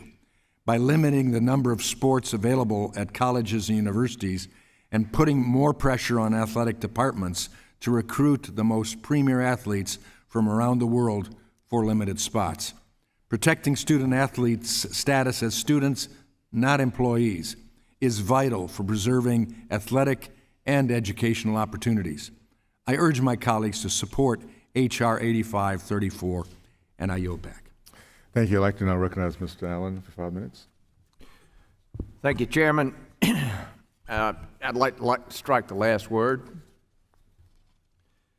The Biden National Labor Relations Board, NLRB, is attempting to expand its authority and force student athletes into employee status and unionization. Classifying student athletes as employees fundamentally alters the distinctive and valuable experience of being a student athlete. Collegiate athletics offer students invaluable lessons in teamwork, discipline, and time management, while also fostering lifelong relationships with their teammates. Should student athletes be classified as employees, it would restrict student freedom, lower educational standards, and reduce athletic opportunities for future athletes. As discussed during yesterday's committee hearing, the National Labor Relations Board has continued to overstep and in its efforts to classify student athletes as employees is no exception. Employee status and unionization of student athletes will increase the cost of collegiate athletics, and smaller schools will not be able to afford to pay these students. Schools will be forced to cut sports, and the first sports to be cut would be the non-revenue generating sports, such as women's sports, women's tennis, golf, swimming, and so forth. This will take away opportunities for thousands of women across the country who worked hard to pursue their dream of playing college sports. If students become employees, the question becomes, can a student athlete be fired for poor on-field performance? Will they have to pay into insurance plans? Will they be taxed for their athletic scholarships? Are they required to pay union dues? Georgia is a right-to-work state. You do not have to pay union dues and keep your job. My home state of Georgia. Making student-athlete employees will place undue burdens on student-athletes who should be focused on their degrees and performance on the field. We must protect these students and ensure that future generations will be afforded the same opportunities to play college sports. That is why I am a proud original co-sponsor of Congressman Good's Protecting Student Athletes Economic Freedom Act, which will ensure that a student-athlete may not be considered an employee of an institution, conference, or association. I will continue to work to protect our current and future student-athletes. I encourage all of my colleagues to vote in favor of this legislation, and I'll yield back. Thank you. The question is on the amendment. I'm sorry. Are there any amendments to the amendment in the nature of a substitute to H.R. 8534? The question is on the amendment by Mr. Good from State of Virginia. All in favor say aye. Aye. All opposed say no. In the opinion of the chair, the ayes have it, and the amendment is agreed to. Pursuant to the previous order, the chair declares a committee. Oh. What's that? I'm sorry. Mr. Scott has asked for a roll call vote. A vote is ordered pursuant to the previous chair announcement. This vote will be postponed. Pursuant to the previous order, the chair declares a committee in recess, subject to the call of the chair. We will plan to reconvene promptly at 3:15. Thank you. So the committee now stands in recess. Okay, thanks. Oh, that's good. Moving parts. That's good.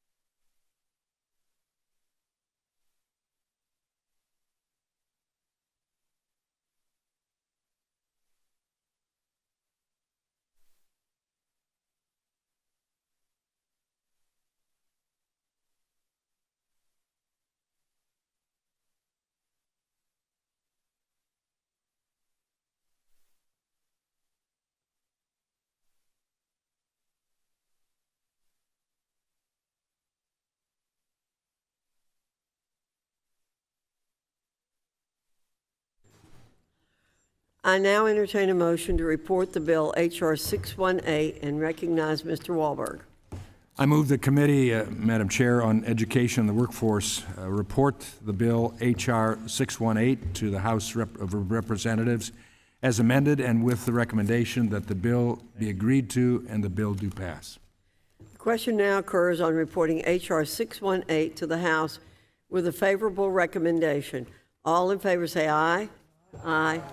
All opposed, no. In the opinion of the chair, the ayes have it and the motion is agreed to.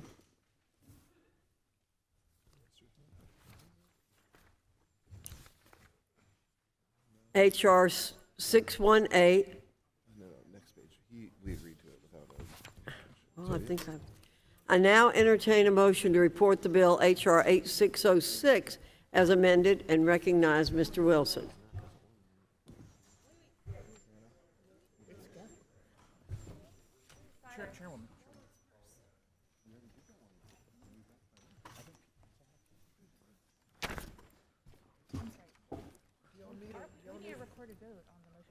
I looked to him and he did not. Oh, HR 6. All right. I think we may want to motion to report. We may want to roll call vote on that just because we have to have roll call for the floor. Usually, Mr. Scott asks. We always roll call every motion to report. Well, exactly. I looked to him. He's the ranking member. Well, we will do so in order to protect our ability to move it without a vote on the floor. All right, one moment here. All right. Just. Okay.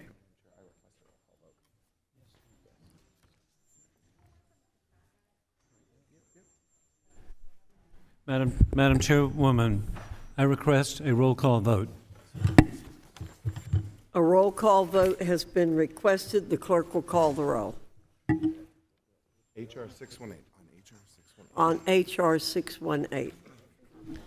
Ms. Foxx. Aye.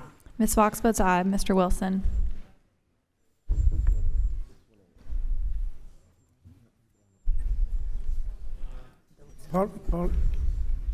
Parliamentary inquiry. This is a motion report, right? Mr. Wilson votes aye. Mr. Thompson. Mr. Thompson votes aye. Mr. Wahlberg. Mr. Wahlberg votes aye. Mr. Grothman. Ms. Stefanik. Mr. Allen. Mr. Allen votes aye. Mr. Banks. Mr. Banks votes yes. Mr. Comer. Mr. Smucker. Mr. Smucker votes aye. Mr. Owens. Mr. Owens votes aye. Mr. Good. Mr. Good votes aye. Ms. McLean. Ms. McLean votes aye. Ms. Miller. Ms. Miller votes aye. Ms. Steele. Ms. Steele votes aye. Mr. Estes. Mr. Estes votes aye. Ms. Letlow. Mr. Kiley. Mr. Kiley votes aye. Mr. Bean. Mr. Bean votes aye. Mr. Burleson. Mr. Burleson votes aye. Mr. Moran. Mr. Moran votes aye. Ms. Chavez-DeRemer. Ms. Chavez-DeRemer votes aye. Mr. Williams. Mr. Williams votes yes. Ms. Houchin. Ms. Houchin votes aye. Mr. Scott. Mr. Scott votes aye. Mr. Grijalva. Mr. Courtney. Mr. Courtney votes yes. Mr. Sablon. Mr. Sablon votes yes. Ms. Wilson. Ms. Bonamici. Ms. Bonamici votes yes. Mr. Takano. Mr. Takano votes aye. Ms. Adams. Ms. Adams votes aye. Mr. Desaulnier. Aye. Mr. Desaulnier votes aye. Mr. Norcross. Ms. Jayapal. Ms. Wild. Ms. Wild votes aye. Ms. McBath. Ms. McBath votes aye. Ms. Hayes. Ms. Hayes votes aye. Ms. Omar. Ms. Omar votes aye. Ms. Stevens. Ms. Stevens votes aye. Ms. Ledger-Fernandez. Ms. Ledger-Fernandez votes aye. Ms. Manning. Ms. Manning votes aye. Mr. Mervan. Mr. Mervan votes aye. Mr. Bowman.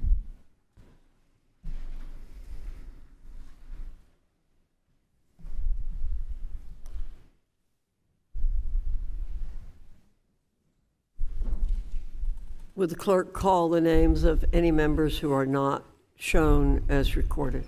Mr. Grothman. Mr. Grothman votes aye. Ms. Stefanik. Mr. Comer. Ms. Letlow, Mr. Grijalva, Ms. Wilson, Mr. Norcross, Ms. Jayapal, Mr. Bowman.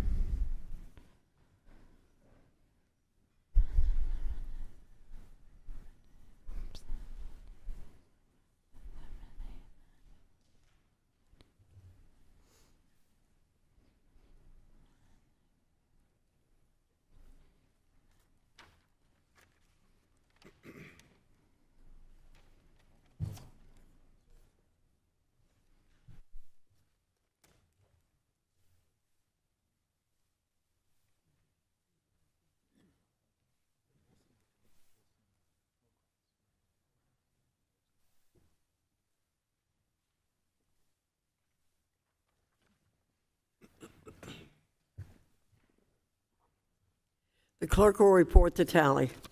Madam Chair, on this vote, there are 36 yeas and 0 nays.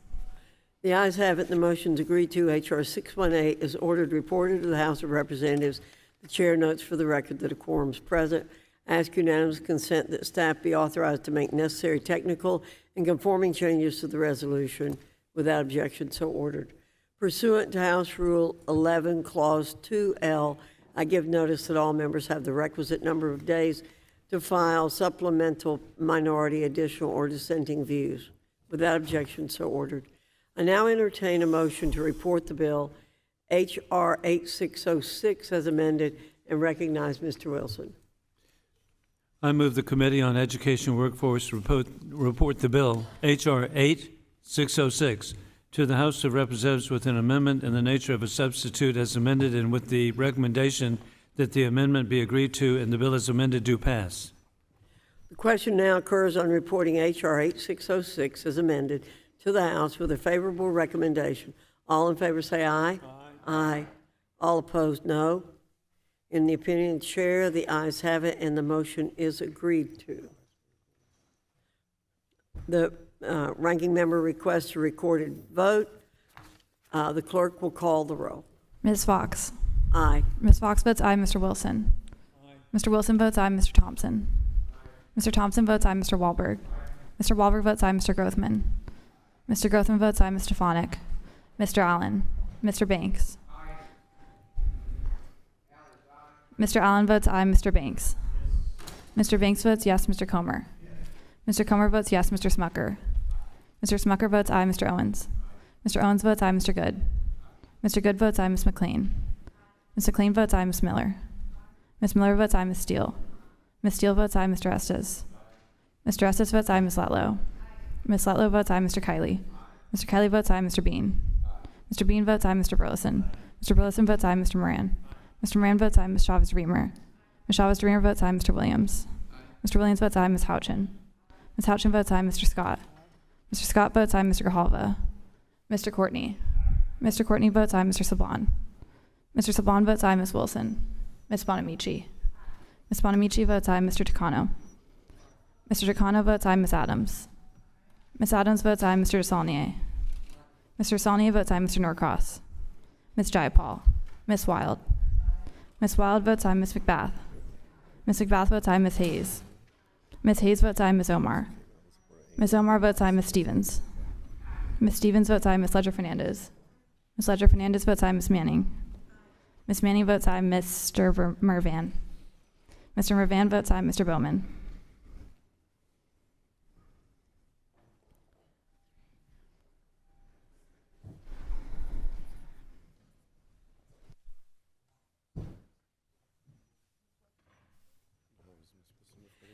How is Ms. Wilson recorded?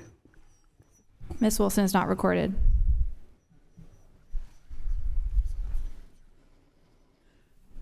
Ms. Wilson.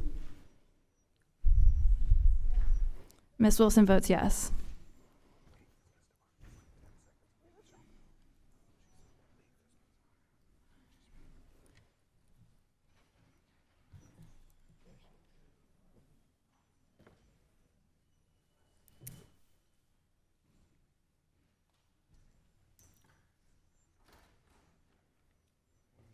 How is Ms. Stefanik recorded? Ms. Stefanik is not recorded. Ms. Stefanik votes aye.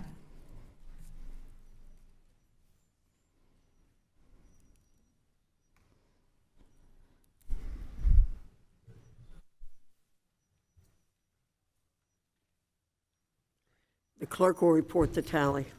Madam Chair, on this vote, there are 40 yeas and 0 nays. The ayes have it, and the motion's agreed to. H.R. 8606 is ordered reported to the House of Representatives. Chair notes for the record that a quorum is present. I ask unanimous consent that staff be authorized to make necessary technical and conforming changes to the bill as amended. Without objection, so ordered. Pursuant to House Rule 11, Clause 2L, I give notice that all members have the requisite number of days to file supplemental, minority, additional, or dissenting views. Without objection, so ordered. We'll now be voting on 2 amendments to the bill, H.R. 8648.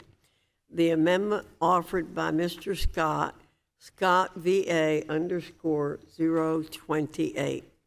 The clerk will call the roll. Ms. Foxx? No. Ms. Foxx votes no. Mr. Wilson? No. Mr. Wilson votes no. Mr. Thompson? No. Mr. Thompson votes no. Mr. Wahlberg? Mr. Wahlberg votes no. Mr. Grothman? No. Mr. Grothman votes no. Ms. Stefanik? Ms. Stefanik votes no. Mr. Allen? Mr. Allen votes no. Mr. Banks? Mr. Banks votes no. Mr. Comer? Mr. Comer votes no. Mr. Smucker? Mr. Smucker votes no. Mr. Owens? Mr. Owens votes no. Mr. Good? Mr. Good votes no. Ms. McLean? Ms. McLean votes no. Ms. Miller? Ms. Miller votes no. Ms. Steele? Ms. Steele votes no. Mr. Estes? Mr. Estes votes no. Ms. Letlow? Ms. Letlow votes no. Mr. Kiley? Mr. Kiley votes no. Mr. Bean?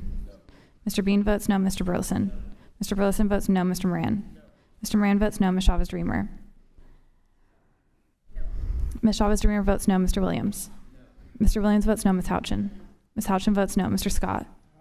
Mr. Scott votes aye. Mr. Grijalva? Mr. Courtney? Mr. Courtney votes aye. Mr. Saban? Mr. Saban votes yes. Ms. Wilson? Ms. Wilson votes yes. Ms. Bonamici?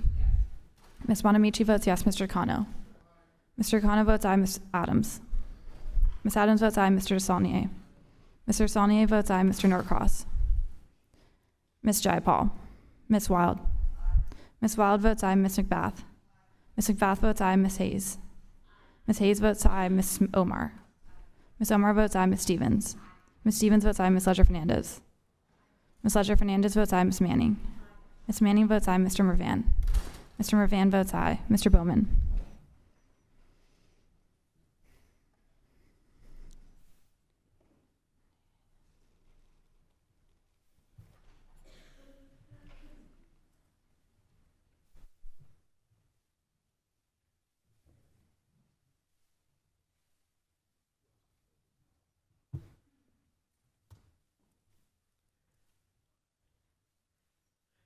The clerk will report the tally.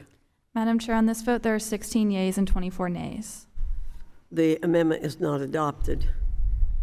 The second amendment is the amendment offered by Mrs. Manning, MANNIN _061. The clerk will call the roll. Ms. Foxx? No. Ms. Foxx votes no. Mr. Wilson? No. Mr. Wilson votes no. Mr. Thompson?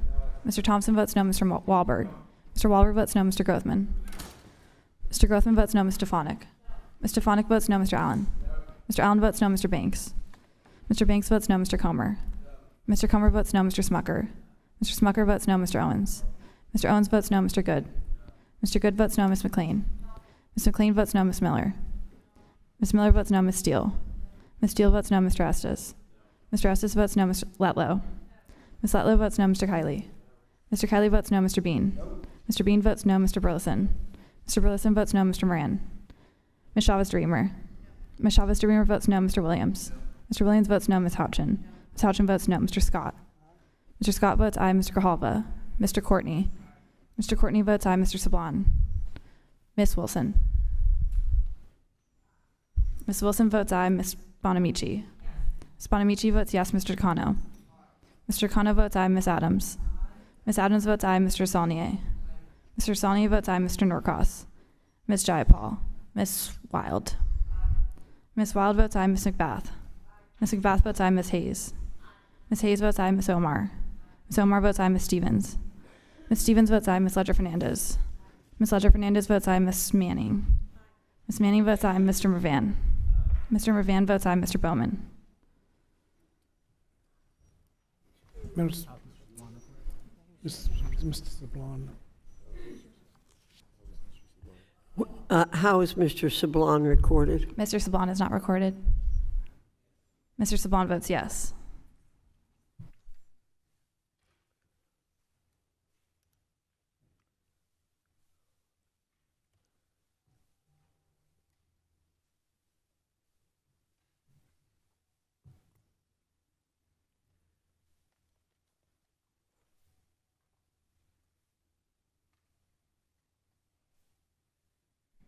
The clerk will report the tally. Madam Chair, on this vote, there are 16 yeas and 23 nays. The amendment is not adopted. We'll now be voting on the amendment in the nature of a substitute to H.R. 8648. All in favor say aye. Aye. All opposed, no. In the opinion of the chair, the ayes have it, and the amendment in the nature of a substitute is agreed to. I now entertain a motion to report the bill, H.R. 8648, as amended, and recognize Mrs. Chavez DeReamer. Thank you, Madam Chair. I move the Committee on Education and Workforce report the bill H.R. 8648 to the House of Representatives with an amendment in the nature of a substitute and with recommendation that the amendment be agreed to and the bill, as amended, do pass. The question now occurs on reporting H.R. 8648 as amended to the House with a favorable recommendation. All in favor say aye. Aye. All opposed, no. In the opinion of the chair, the ayes have it, and the motion is agreed to. Mr. Scott requests a recorded vote. A recorded vote is, the clerk will call the roll. Ms. Foxx. Aye. Ms. Foxx votes aye. Mr. Wilson. Mr. Wilson votes aye. Mr. Thompson. Mr. Thompson votes aye. Mr. Wahlberg. Mr. Wahlberg votes aye. Mr. Grothman. Mr. Grothman votes aye. Mr. Stefanik. Mr. Stefanik votes aye. Mr. Allen. Mr. Allen votes aye. Mr. Banks. Mr. Banks votes yes. Mr. Comer. Mr. Comer votes yes. Mr. Smucker. Mr. Smucker votes aye. Mr. Owens. Mr. Owens votes aye. Mr. Good.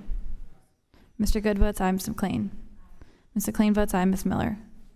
Ms. Miller votes yes. Ms. Steele. Ms. Steele votes aye. Mr. Estes. Mr. Estes votes aye. Ms. Letlow. Ms. Letlow votes aye. Mr. Kiley. Mr. Kiley votes aye. Mr. Bean. Mr. Bean votes aye. Mr. Burleson. Mr. Burleson votes aye. Mr. Moran. Mr. Moran votes aye. Ms. Chavez-Dreamer.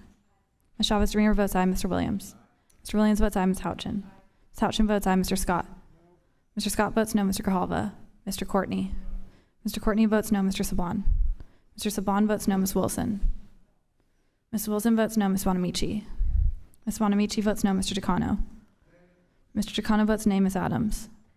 Ms. Adams votes no. Mr. Desaulnier. Mr. Desaulnier votes no. Mr. Norcross. Ms. Jayapal. Ms. Wild. Ms. Wild votes no. Ms. McBath. Ms. McBath votes no. Ms. Hayes. Ms. Hayes votes no. Ms. Omar. Ms. Omar votes no. Ms. Stevens. Ms. Stevens votes no. Ms. Ledger-Fernandez. Ms. Ledger-Fernandez votes no. Ms. Manning. Ms. Manning votes aye. Mr. Mervan. Mr. Mervan votes no. Mr. Bowman.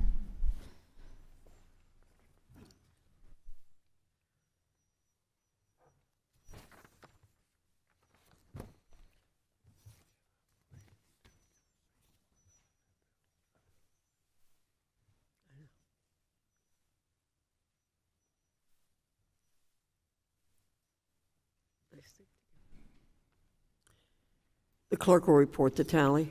Madam Chair, on this vote, there are 25 yeas and 15 nays. The ayes have it, and the motion is agreed to. H.R. 8648 is ordered reported to the House of Representatives. The chair notes for the record that a quorum is present. I ask unanimous consent that staff be authorized to make necessary technical and conforming changes to the bill as amended. Without objection, so ordered. Pursuant to House Rule 11, Clause 2L, I give notice that all members have the requisite number of days to file supplemental, minority, additional, or dissenting views. Without objection, so ordered. I now entertain a motion to report the resolution H.J. Res. 165 and recognize Mrs. Miller. I move the Committee on Education and Workforce report the resolution H.J. Res. 165 to the House of Representatives, and with the recommendation that the resolution be agreed to and the resolution do pass. Madam Chair, just for the record, I think I asked for a recorded vote on the previous motion, so I want to withdraw that request. The gentleman, with unanimous consent, the gentleman's request is withdrawn. Yeah, that's the motion. The vote will now be on the motion by Ms. Miller, and the clerk will call the roll. Ms. Foxx. Aye. Ms. Foxx votes aye. Mr. Wilson. Mr. Wilson. Mr. Wilson votes aye. Mr. Thompson. Mr. Thompson votes aye. Mr. Wahlberg. Mr. Wahlberg votes aye. Mr. Grothman. Mr. Grothman votes aye. Mr. Stefanik. Mr. Stefanik votes aye. Mr. Allen. Mr. Allen votes aye. Mr. Banks. Mr. Banks votes yes. Mr. Comer. Mr. Comer votes yes. Mr. Smucker. Mr. Smucker votes aye. Mr. Owens. Mr. Owens votes aye. Mr. Good. Mr. Good votes aye. Ms. McLean. Ms. McLean votes aye. Ms. Miller. Ms. Miller votes aye. Ms. Steele. Ms. Steele votes aye. Mr. Estes. Mr. Estes votes aye. Ms. Lutlow. Ms. Lutlow votes aye. Mr. Kiley. Mr. Kiley votes aye. Mr. Bean. Mr. Bean votes aye. Mr. Burleson. Mr. Burleson votes aye. Mr. Moran. Ms. Chavez-Reamer. Ms. Chavez-Reamer votes aye. Mr. Williams. Mr. Williams votes aye. Ms. Houchin. Ms. Houchin votes aye. Mr. Scott. No. Mr. Scott votes no. Mr. Gahalva. Mr. Courtney. Mr. Courtney votes no. Mr. Saban. Mr. Saban votes no. Ms. Wilson. Ms. Wilson votes no. Ms. Bonamici. Ms. Bonamici votes no. Mr. Takano. Mr. Takano votes nay. Ms. Adams. Ms. Adams votes no. Mr. DeSaulnier. Mr. Saulnier votes no. Mr. Norcross. Ms. Jayapal. Ms. Wild. Ms. Wild votes no. Ms. McBath. Ms. McBath votes no. Ms. Hayes. Ms. Hayes votes no. Ms. Omar. Ms. Omar votes no. Ms. Stevens. Ms. Stevens votes no. Ms. Ledger-Fernandez. Ms. Ledger-Fernandez votes no. Ms. Manning. Ms. Manning votes no. Mr. Mervan. Mr. Mervan votes no. Mr. Bowman. How is Mr. Moran listed? Mr. Moran is not recorded. Mr. Moran votes aye.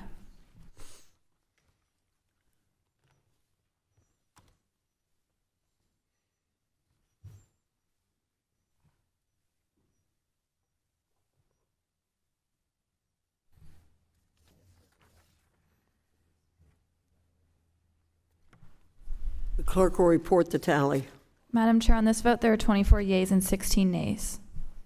The ayes have it, and the motion is agreed to. H.J. Res. 165 is ordered reported to the House of Representatives. The chair notes for the record that a quorum is present. I ask unanimous consent that staff be authorized to make necessary technical and conforming changes to the resolution. Without objection, so ordered. Pursuant to House Rule 11, Clause 2L, I give notice that all members have the requisite number of days to file supplemental, minority, additional, or dissenting views. Without objection, so ordered. We'll now be voting on one amendment to the bill, H.R. 6816. The amendment offered by Mr. Scott, H. 6816 _AMD_001. The clerk will call the roll. Ms. Foxx. No. Ms. Foxx votes no. Mr. Wilson. Mr. Wilson votes no. Mr. Thompson. Mr. Thompson votes no. Mr. Wahlberg. Mr. Wahlberg votes no. Mr. Grothman. Mr. Grothman votes no. Ms. Stefanik. Ms. Stefanik votes no. Mr. Allen. Mr. Allen votes no. Mr. Banks. Mr. Banks votes no. Mr. Comer. Mr. Comer votes no. Mr. Smucker. Mr. Smucker votes no. Mr. Owens. Mr. Owens votes no. Mr. Good. Mr. Good votes no. Mr. McLean. Mr. McLean votes no. Ms. Miller. Ms. Miller votes no. Ms. Steele. Ms. Steele votes no. Mr. Estes. Mr. Estes votes no. Ms. Lutlow. Ms. Lutlow votes no. Mr. Kiley. Mr. Kiley votes no. Mr. Bean. Mr. Bean votes no. Mr. Burleson. Mr. Burleson votes no. Mr. Moran. Mr. Moran votes no. Ms. Chavez-Reamer. Ms. Chavez-Reamer votes no. Mr. Williams. Mr. Williams votes no. Ms. Houchin. Ms. Houchin votes no. Mr. Scott. Mr. Scott votes yes. Mr. Gahalva. Mr. Courtney. Mr. Courtney votes yes. Mr. Saban. Mr. Saban votes yes. Ms. Wilson. Ms. Wilson votes yes. Ms. Bonamici. Ms. Bonamici votes yes. Mr. Cano. Mr. Cano votes aye. Ms. Adams. Ms. Adams votes aye. Mr. Saulnier. Mr. Saulnier votes aye. Mr. Norcross. Ms. Jayapal. Ms. Wild. Ms. Wild votes aye. Ms. McBath. Ms. McBath votes aye. Ms. Hayes. Ms. Hayes votes aye. Ms. Omar. Ms. Omar votes aye. Ms. Stevens. Ms. Stevens votes aye. Ms. Ledger-Fernandez. Ms. Ledger-Fernandez votes aye. Ms. Manning. Ms. Manning votes aye. Mr. Mervan. Mr. Mervan votes aye. Mr. Bowman.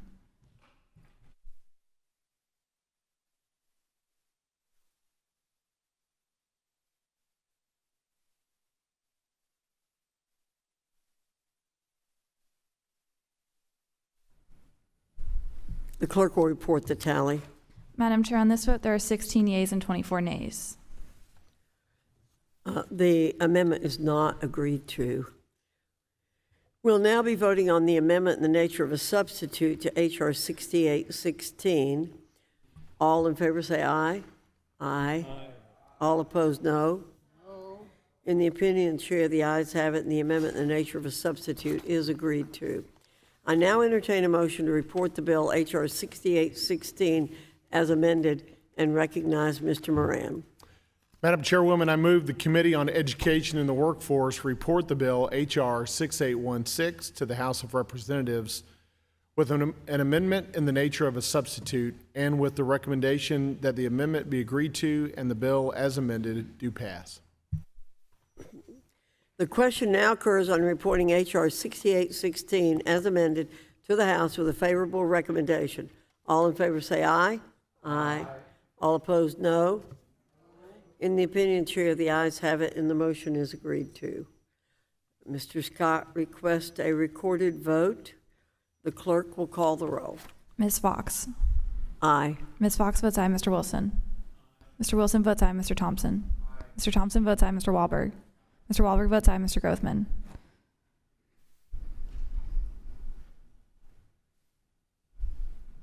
Mr. Grothman. Mr. Grothman votes no. Ms. Stefanik. Ms. Stefanik votes aye. Mr. Allen. Mr. Allen votes aye. Mr. Banks. Mr. Banks votes yes. Mr. Comer. Mr. Comer votes yes. Mr. Smucker. Mr. Smucker votes aye. Mr. Owens. Mr. Owens votes aye. Mr. Good. Mr. Good votes yes. Mr. Good votes yes. Ms. McLean. Ms. McLean votes yes. Ms. Miller. Ms. Miller votes yes. Ms. Steele. Ms. Steele votes aye. Mr. Estes. Mr. Estes votes aye. Ms. Letlow. Ms. Letlow votes aye. Mr. Kiley. Mr. Kiley votes aye. Mr. Bean. Mr. Bean votes yes. Mr. Burleson. Mr. Burleson votes yes. Mr. Moran. Mr. Moran votes aye. Ms. Chavez-Reamer. Ms. Chavez-Reamer votes aye. Mr. Williams. Mr. Williams votes yes. Ms. Houchin. Ms. Houchin votes yes. Mr. Scott. No. Mr. Scott votes no. Mr. Grijalva. Mr. Courtney. Mr. Courtney votes aye. Mr. Sablon. Mr. Sablon votes no. Ms. Wilson. Ms. Wilson. Ms. Wilson votes no. Ms. Bonamici. Ms. Bonamici votes no. Mr. Takano. Mr. Takano votes no. Ms. Adams. Ms. Adams votes no. Mr. Asanier. Mr. Asanier votes no. Mr. Norcross. Ms. Jayapal. Ms. Wild. Ms. Wild votes no. Ms. McBath. Ms. McBath votes no. Ms. Hayes. Ms. Hayes votes no. Ms. Omar. Ms. Omar votes no. Ms. Stevens. Ms. Stevens votes no. Ms. Ledger-Fernandez. Ms. Ledger-Fernandez votes no. Ms. Manning. Ms. Manning votes no. Mr. Mervan. Mr. Mervan votes no. Mr. Bowman. How is Mr. Grothman recorded? Mr. Grothman is recorded as a nay. Mr. Grothman changes his vote to yes.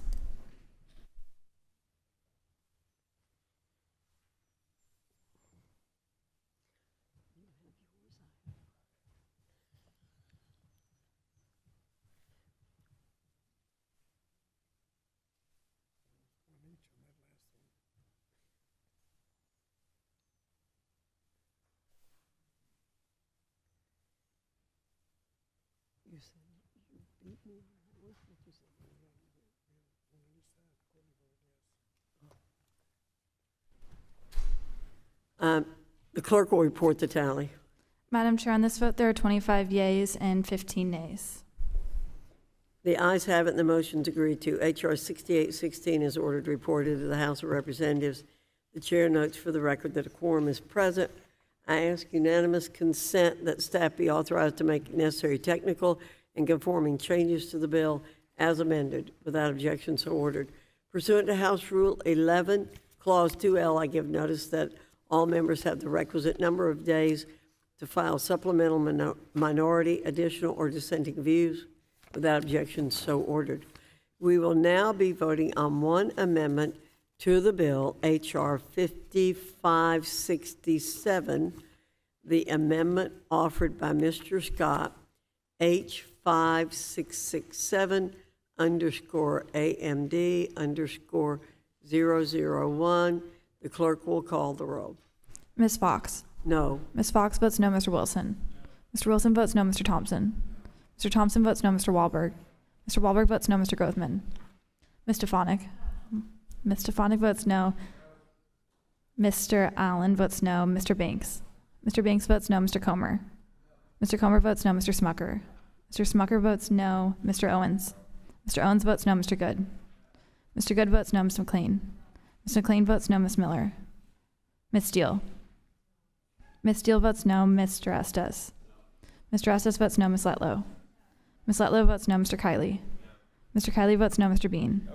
Mr. Bean votes no, Mr. Burleson. Mr. Burleson votes no, Mr. Moran. Ms. Chavez-DeReamer. Ms. Chavez-DeReamer votes no, Mr. Williams. Mr. Williams votes no, Ms. Houchin. Ms. Houchin votes no, Mr. Scott. Mr. Scott votes yes, Mr. Gahalva. Mr. Courtney. Mr. Courtney votes yes, Mr. Saban. Mr. Saban votes yes, Ms. Wilson. Ms. Wilson votes yes, Ms. Bonamici. Ms. Bonamici votes yes, Mr. Decano. Mr. Decano votes aye, Ms. Adams. Ms. Adams votes aye, Mr. Saulnier. Mr. Saulnier votes aye, Mr. Norcross. Ms. Jayapal. Ms. Wild. Ms. Wild votes aye, Ms. McBath. Ms. McBath votes aye, Ms. Hayes. Ms. Hayes votes aye, Ms. Omar. Ms. Omar votes aye, Ms. Stevens. Ms. Stevens votes aye, Ms. Ledger-Fernandez. Ms. Ledger-Fernandez votes aye, Ms. Manning. Ms. Manning votes aye, Mr. Mervan. Mr. Mervan votes aye, Mr. Bowman.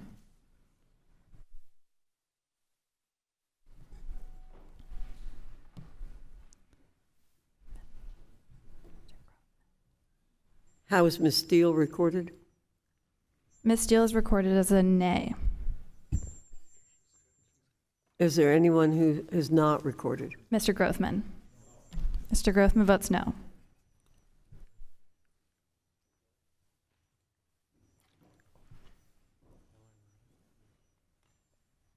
Ms. Miller.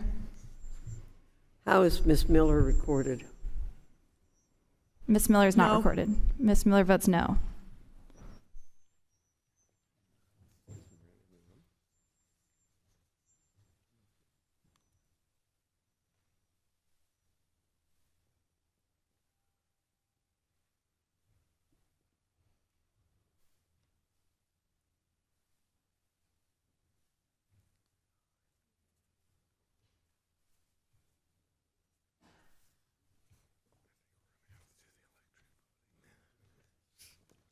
I can do it next time.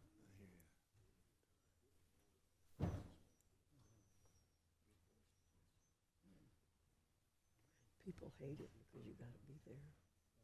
They don't like At the beginning. Well, some people love it because it goes so fast. Is Mr. Moran recorded? How is Mr. Moran recorded? Mr. Moran is not recorded. Mr. Moran votes no.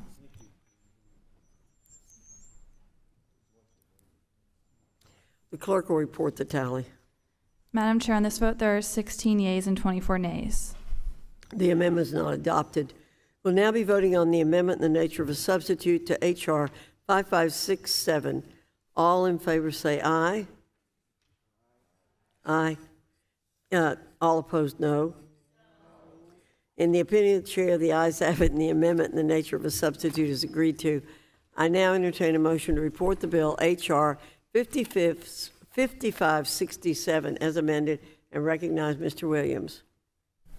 Madam Chair, I move the Committee on Education and Workforce report the bill H.R. 5567 to the House of Representatives with an amendment in the nature of a substitute, and with the recommendation that the amendment be agreed to and the bill as amended do pass. The question now occurs on reporting H.R. 5567 as amended to the House with a favorable recommendation. All in favor say aye. Aye. All opposed, no. In the opinion of the chair, the ayes have it, and the motion is agreed to.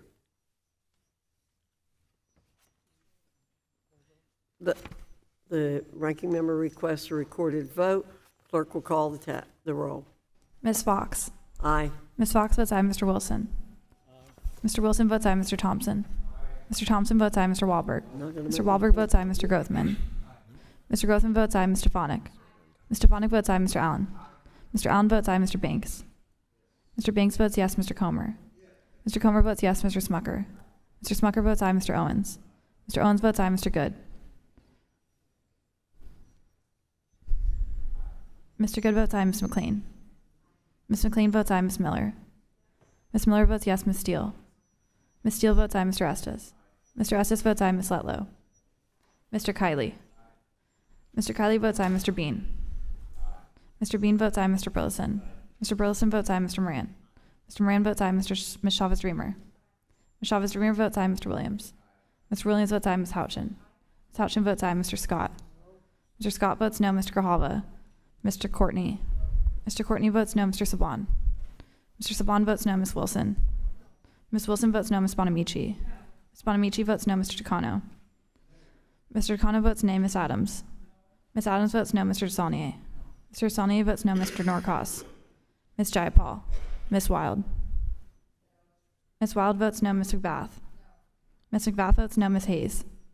Ms. Hayes votes no. Ms. Omar. Ms. Omar votes no. Ms. Stevens. Ms. Stevens votes no. Ms. Ledger-Fernandez. Ms. Ledger-Fernandez votes no. Ms. Manning. Ms. Manning votes no. Mr. Van. Mr. Van votes no. Mr. Bowman.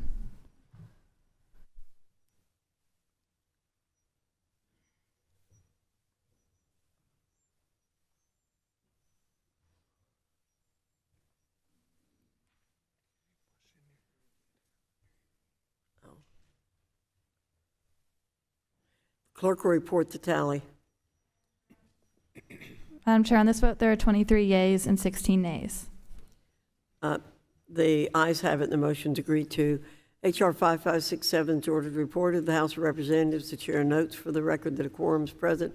I ask unanimous consent that staff be authorized to make necessary technical and conforming changes to the bill as amended. Without objection, so ordered. Pursuant to House Rule 11, Clause 2L, I give notice that all members have the requisite number of days to file supplemental, minority, additional, or dissenting views. Without objection, so ordered. I now entertain a motion to report the bill H.R. 7227 as amended and recognize Mr. Kiley.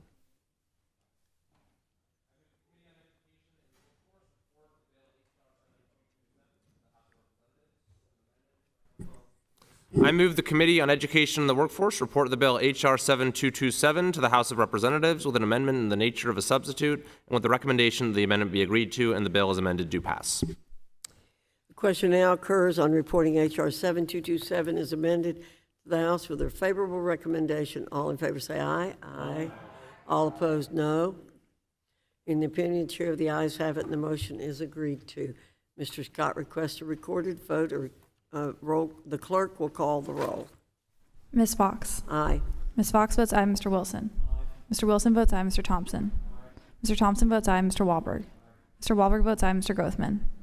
Mr. Grothman votes no. Ms. Stefanik. Ms. Stefanik votes aye. Mr. Allen. Mr. Allen votes aye. Mr. Banks. Mr. Banks votes no. Mr. Comer. Mr. Comer votes yes. Mr. Smucker. Mr. Smucker votes aye. Mr. Owens. Mr. Owens votes aye. Mr. Good. Mr. Good votes no. Ms. McLean. Ms. McLean votes aye. Ms. Miller. Ms. Steele. Ms. Steele votes aye. Mr. Estes.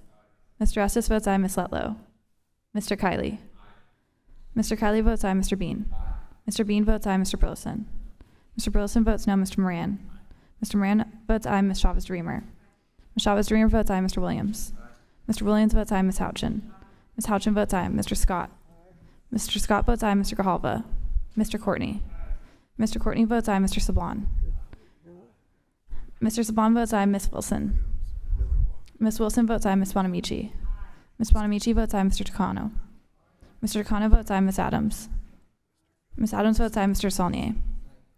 Mr. Saulnier votes aye. Mr. Norcross. Ms. Jayapal. Ms. Wild. Ms. Wild votes aye. Ms. McBath. Ms. McBath votes aye. Ms. Hayes. Ms. Hayes votes aye. Ms. Omar. Ms. Omar votes aye. Ms. Stevens. Ms. Stevens votes aye. Ms. Ledger-Fernandez. Ms. Ledger Fernandez votes yes. Ms. Manning. Ms. Manning votes aye. Mr. Mervan. Mr. Mervan votes yes. Mr. Bowman.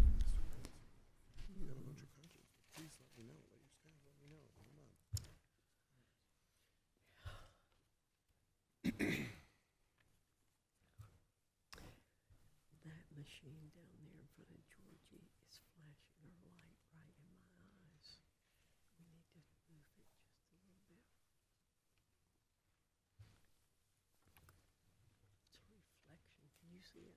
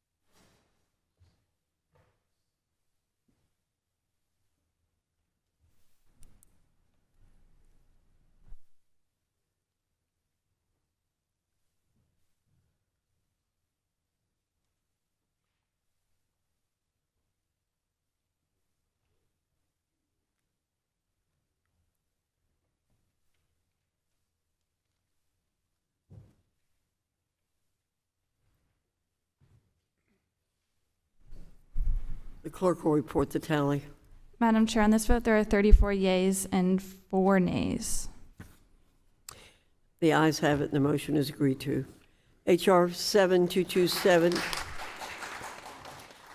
is ordered reported to the House of Representatives. The chair notes for the record that a quorum is present. I ask unanimous consent that staff be authorized to make necessary technical conforming changes to the bill as amended. Without objection, so ordered. Pursuant to House Rule 11, Clause 2L, I give notice that all members have the requisite number of days to file supplemental, minority, additional, or dissenting views. Without objection, so ordered.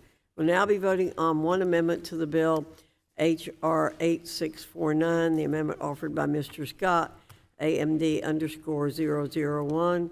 The clerk will call the roll. Ms. Foxx. No.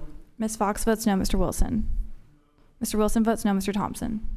Mr. Thompson votes no. Mr. Wahlberg. Mr. Wahlberg votes no. Mr. Grothman. Mr. Grothman votes no. Mr. Stefanik. Mr. Stefanik votes no. Mr. Allen. Mr. Allen votes no. Mr. Banks. Mr. Banks votes no. Mr. Comer. Mr. Comer votes no. Mr. Smucker. Mr. Smucker votes no. Mr. Owens. Mr. Owens votes no. Mr. Good. Mr. Good votes no. Ms. McLean.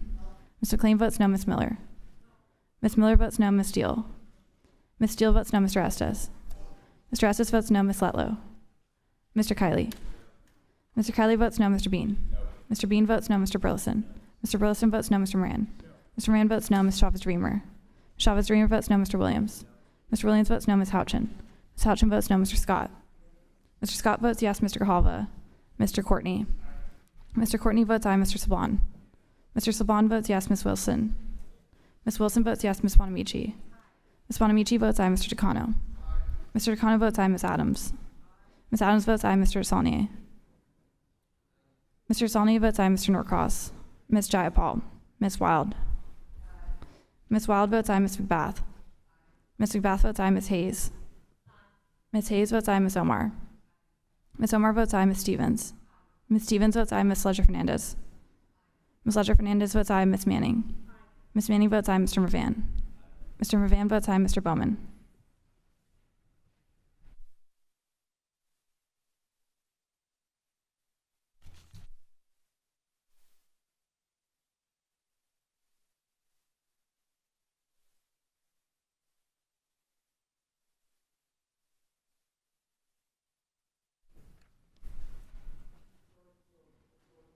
Clerk will report the tally. Madam Chair, on this vote, there are 16 yeas and 23 nays. The amendment's not adopted. We'll now be voting on the amendment in nature of a substitute, H.R. 8649, as amended. All in favor say yes. Aye. Aye. All opposed, no. In the opinion of the chair, the ayes have it, and the amendment in the nature of a substitute is agreed to. I now entertain a motion to report the bill H.R. 8649 as amended and recognize Mr. Bean. Thank you very much, Madam Chair. I move the Committee on Education and the Workforce report the bill H.R. 8649 to the House of Representatives with an amendment in the nature of substitute as amended, and with the recommendation the amendment be agreed to and the bill as amended do pass. Question now occurs on reporting H.R. 8649 as amended to the House with a favorable recommendation. All in favor say aye. Aye. All opposed, no. In the opinion of the chair, the ayes have it, and the motion is agreed to. Mr. Scott requests a recorded vote. The clerk will call the roll. Ms. Foxx. Aye. Ms. Foxx votes aye, Mr. Wilson. Mr. Wilson votes aye, Mr. Thompson. Mr. Thompson votes aye, Mr. Wahlberg. Mr. Wahlberg votes aye, Mr. Grothman. Mr. Grothman votes aye, Mr. Stefanik. Mr. Stefanik votes aye, Mr. Allen. Mr. Allen votes aye, Mr. Banks. Mr. Banks votes yes, Mr. Comer. Mr. Comer votes yes, Mr. Smucker. Mr. Smucker votes aye, Mr. Owens. Mr. Owens votes aye, Mr. Good. Mr. Good votes aye, Ms. McLean. Ms. McLean votes aye, Ms. Miller. Ms. Miller votes yes, Ms. Steele. Ms. Steele votes aye, Mr. Estes. Mr. Estes votes aye, Ms. Letlow. Mr. Kiley. Mr. Kiley votes aye, Mr. Bean. Mr. Bean votes yes, Mr. Burleson. Mr. Burleson votes aye, Mr. Moran. Mr. Moran votes aye, Ms. Chavez-Reamer. Ms. Chavez-Reamer votes aye, Mr. Williams. Mr. Williams votes aye, Ms. Houchin. Ms. Houchin votes aye, Mr. Scott. Mr. Scott votes no, Mr. Grijalva. Mr. Courtney. Mr. Courtney votes no, Mr. Saban. Mr. Saban votes no, Ms. Wilson. Ms. Wilson votes no, Ms. Bonamici. Ms. Bonamici votes no, Mr. Takano. Mr. Takano votes nay, Ms. Adams. Ms. Adams votes no, Mr. Saulnier. Mr. Saulnier votes no, Mr. Norcross. Ms. Jayapal. Ms. Wild. Ms. Wild votes no, Ms. McBath. Ms. McBath votes no, Ms. Hayes.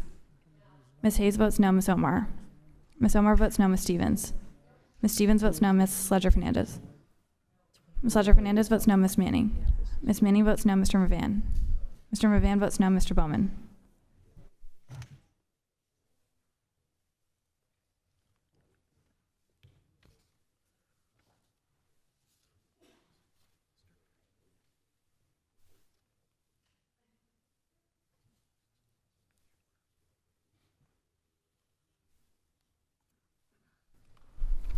The clerk will report the tally. Madam Chair, on this vote, there are 23 yeas and 16 nays. The ayes have it, and the motion is agreed to. H.R. 8649 is ordered reported to the House of Representatives. Chair notes for the record that a quorum is present. I ask unanimous consent that the staff be authorized to make necessary technical and conforming changes to the bill as amended. Without objection, so ordered. Pursuant to House Rule 11, Clause 2L, I give notice that all members have the requisite number of days to file supplemental, minority, additional, or dissenting views. Without objection, so ordered. I now entertain a motion to report the bill H.R. 85. Madam Chair, I believe I have a pending request for a recorded vote on the amendment nature of a substitute, which I ask unanimous consent to withdraw. So ordered. I now entertain a motion to report the bill H.R. 8534 as amended and recognize Mr. Good. Madam Chair, I move the Committee on Education and the Workforce report the bill H.R. 8534 to the House of Representatives with an amendment in the nature of a substitute, and with the recommendation the amendment be agreed to and the bill as amended do pass. The question now occurs on reporting H.R. 8534 as amended to the House with a favorable recommendation. All in favor say aye. Aye. All opposed, no. In the opinion of the chair, the ayes have it, and the motion is agreed to. Mr. Scott requests a recorded vote. The clerk will call the roll. Ms. Foxx. Aye. Ms. Foxx votes aye, Mr. Wilson. Mr. Wilson votes aye, Mr. Thompson. Mr. Thompson votes aye, Mr. Wahlberg. Mr. Wahlberg votes aye, Mr. Grothman. Mr. Grothman votes aye, Ms. Stefanik. Ms. Stefanik votes aye, Mr. Allen. Mr. Allen votes aye, Mr. Banks. Mr. Banks votes yes, Mr. Comer. Mr. Comer votes yes, Mr. Smucker. Mr. Smucker votes yes, Mr. Owens. Mr. Owens votes aye, Mr. Good. Mr. Good votes aye, Ms. McLean. Ms. McLean votes aye, Ms. Miller. Ms. Miller votes yes, Ms. Steele. Ms. Steele votes yes, Mr. Estes. Mr. Estes votes aye, Ms. Letlow. Mr. Kiley. Mr. Kiley votes aye, Mr. Bean. Mr. Bean votes aye, Mr. Burleson.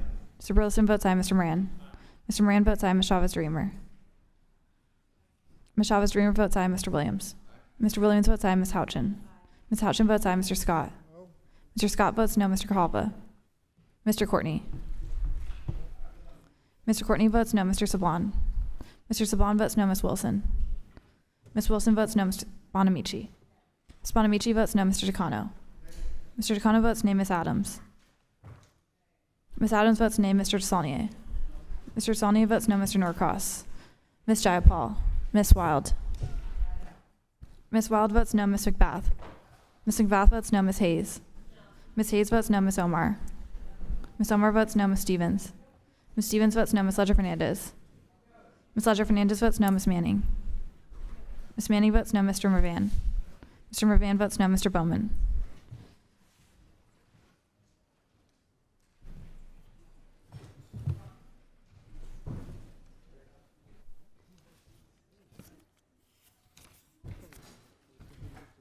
The clerk will report the tally. Madam Chair, on this vote, there are 23 yeas and 16 nays. The ayes have it, and the motion is agreed to. H.R. 8534 is ordered, reported to the House of Representatives. The chair notes for the record that a quorum is present. I ask unanimous consent that staff be authorized to make necessary technical and conforming changes to the bill as amended. Without objection, so ordered. Pursuant to House Rule 11, Clause 2L, I give notice that all members have the requisite number of days to file supplemental, minority, additional, or dissenting views. Without objection, so ordered. Without objection, any members who wish to insert material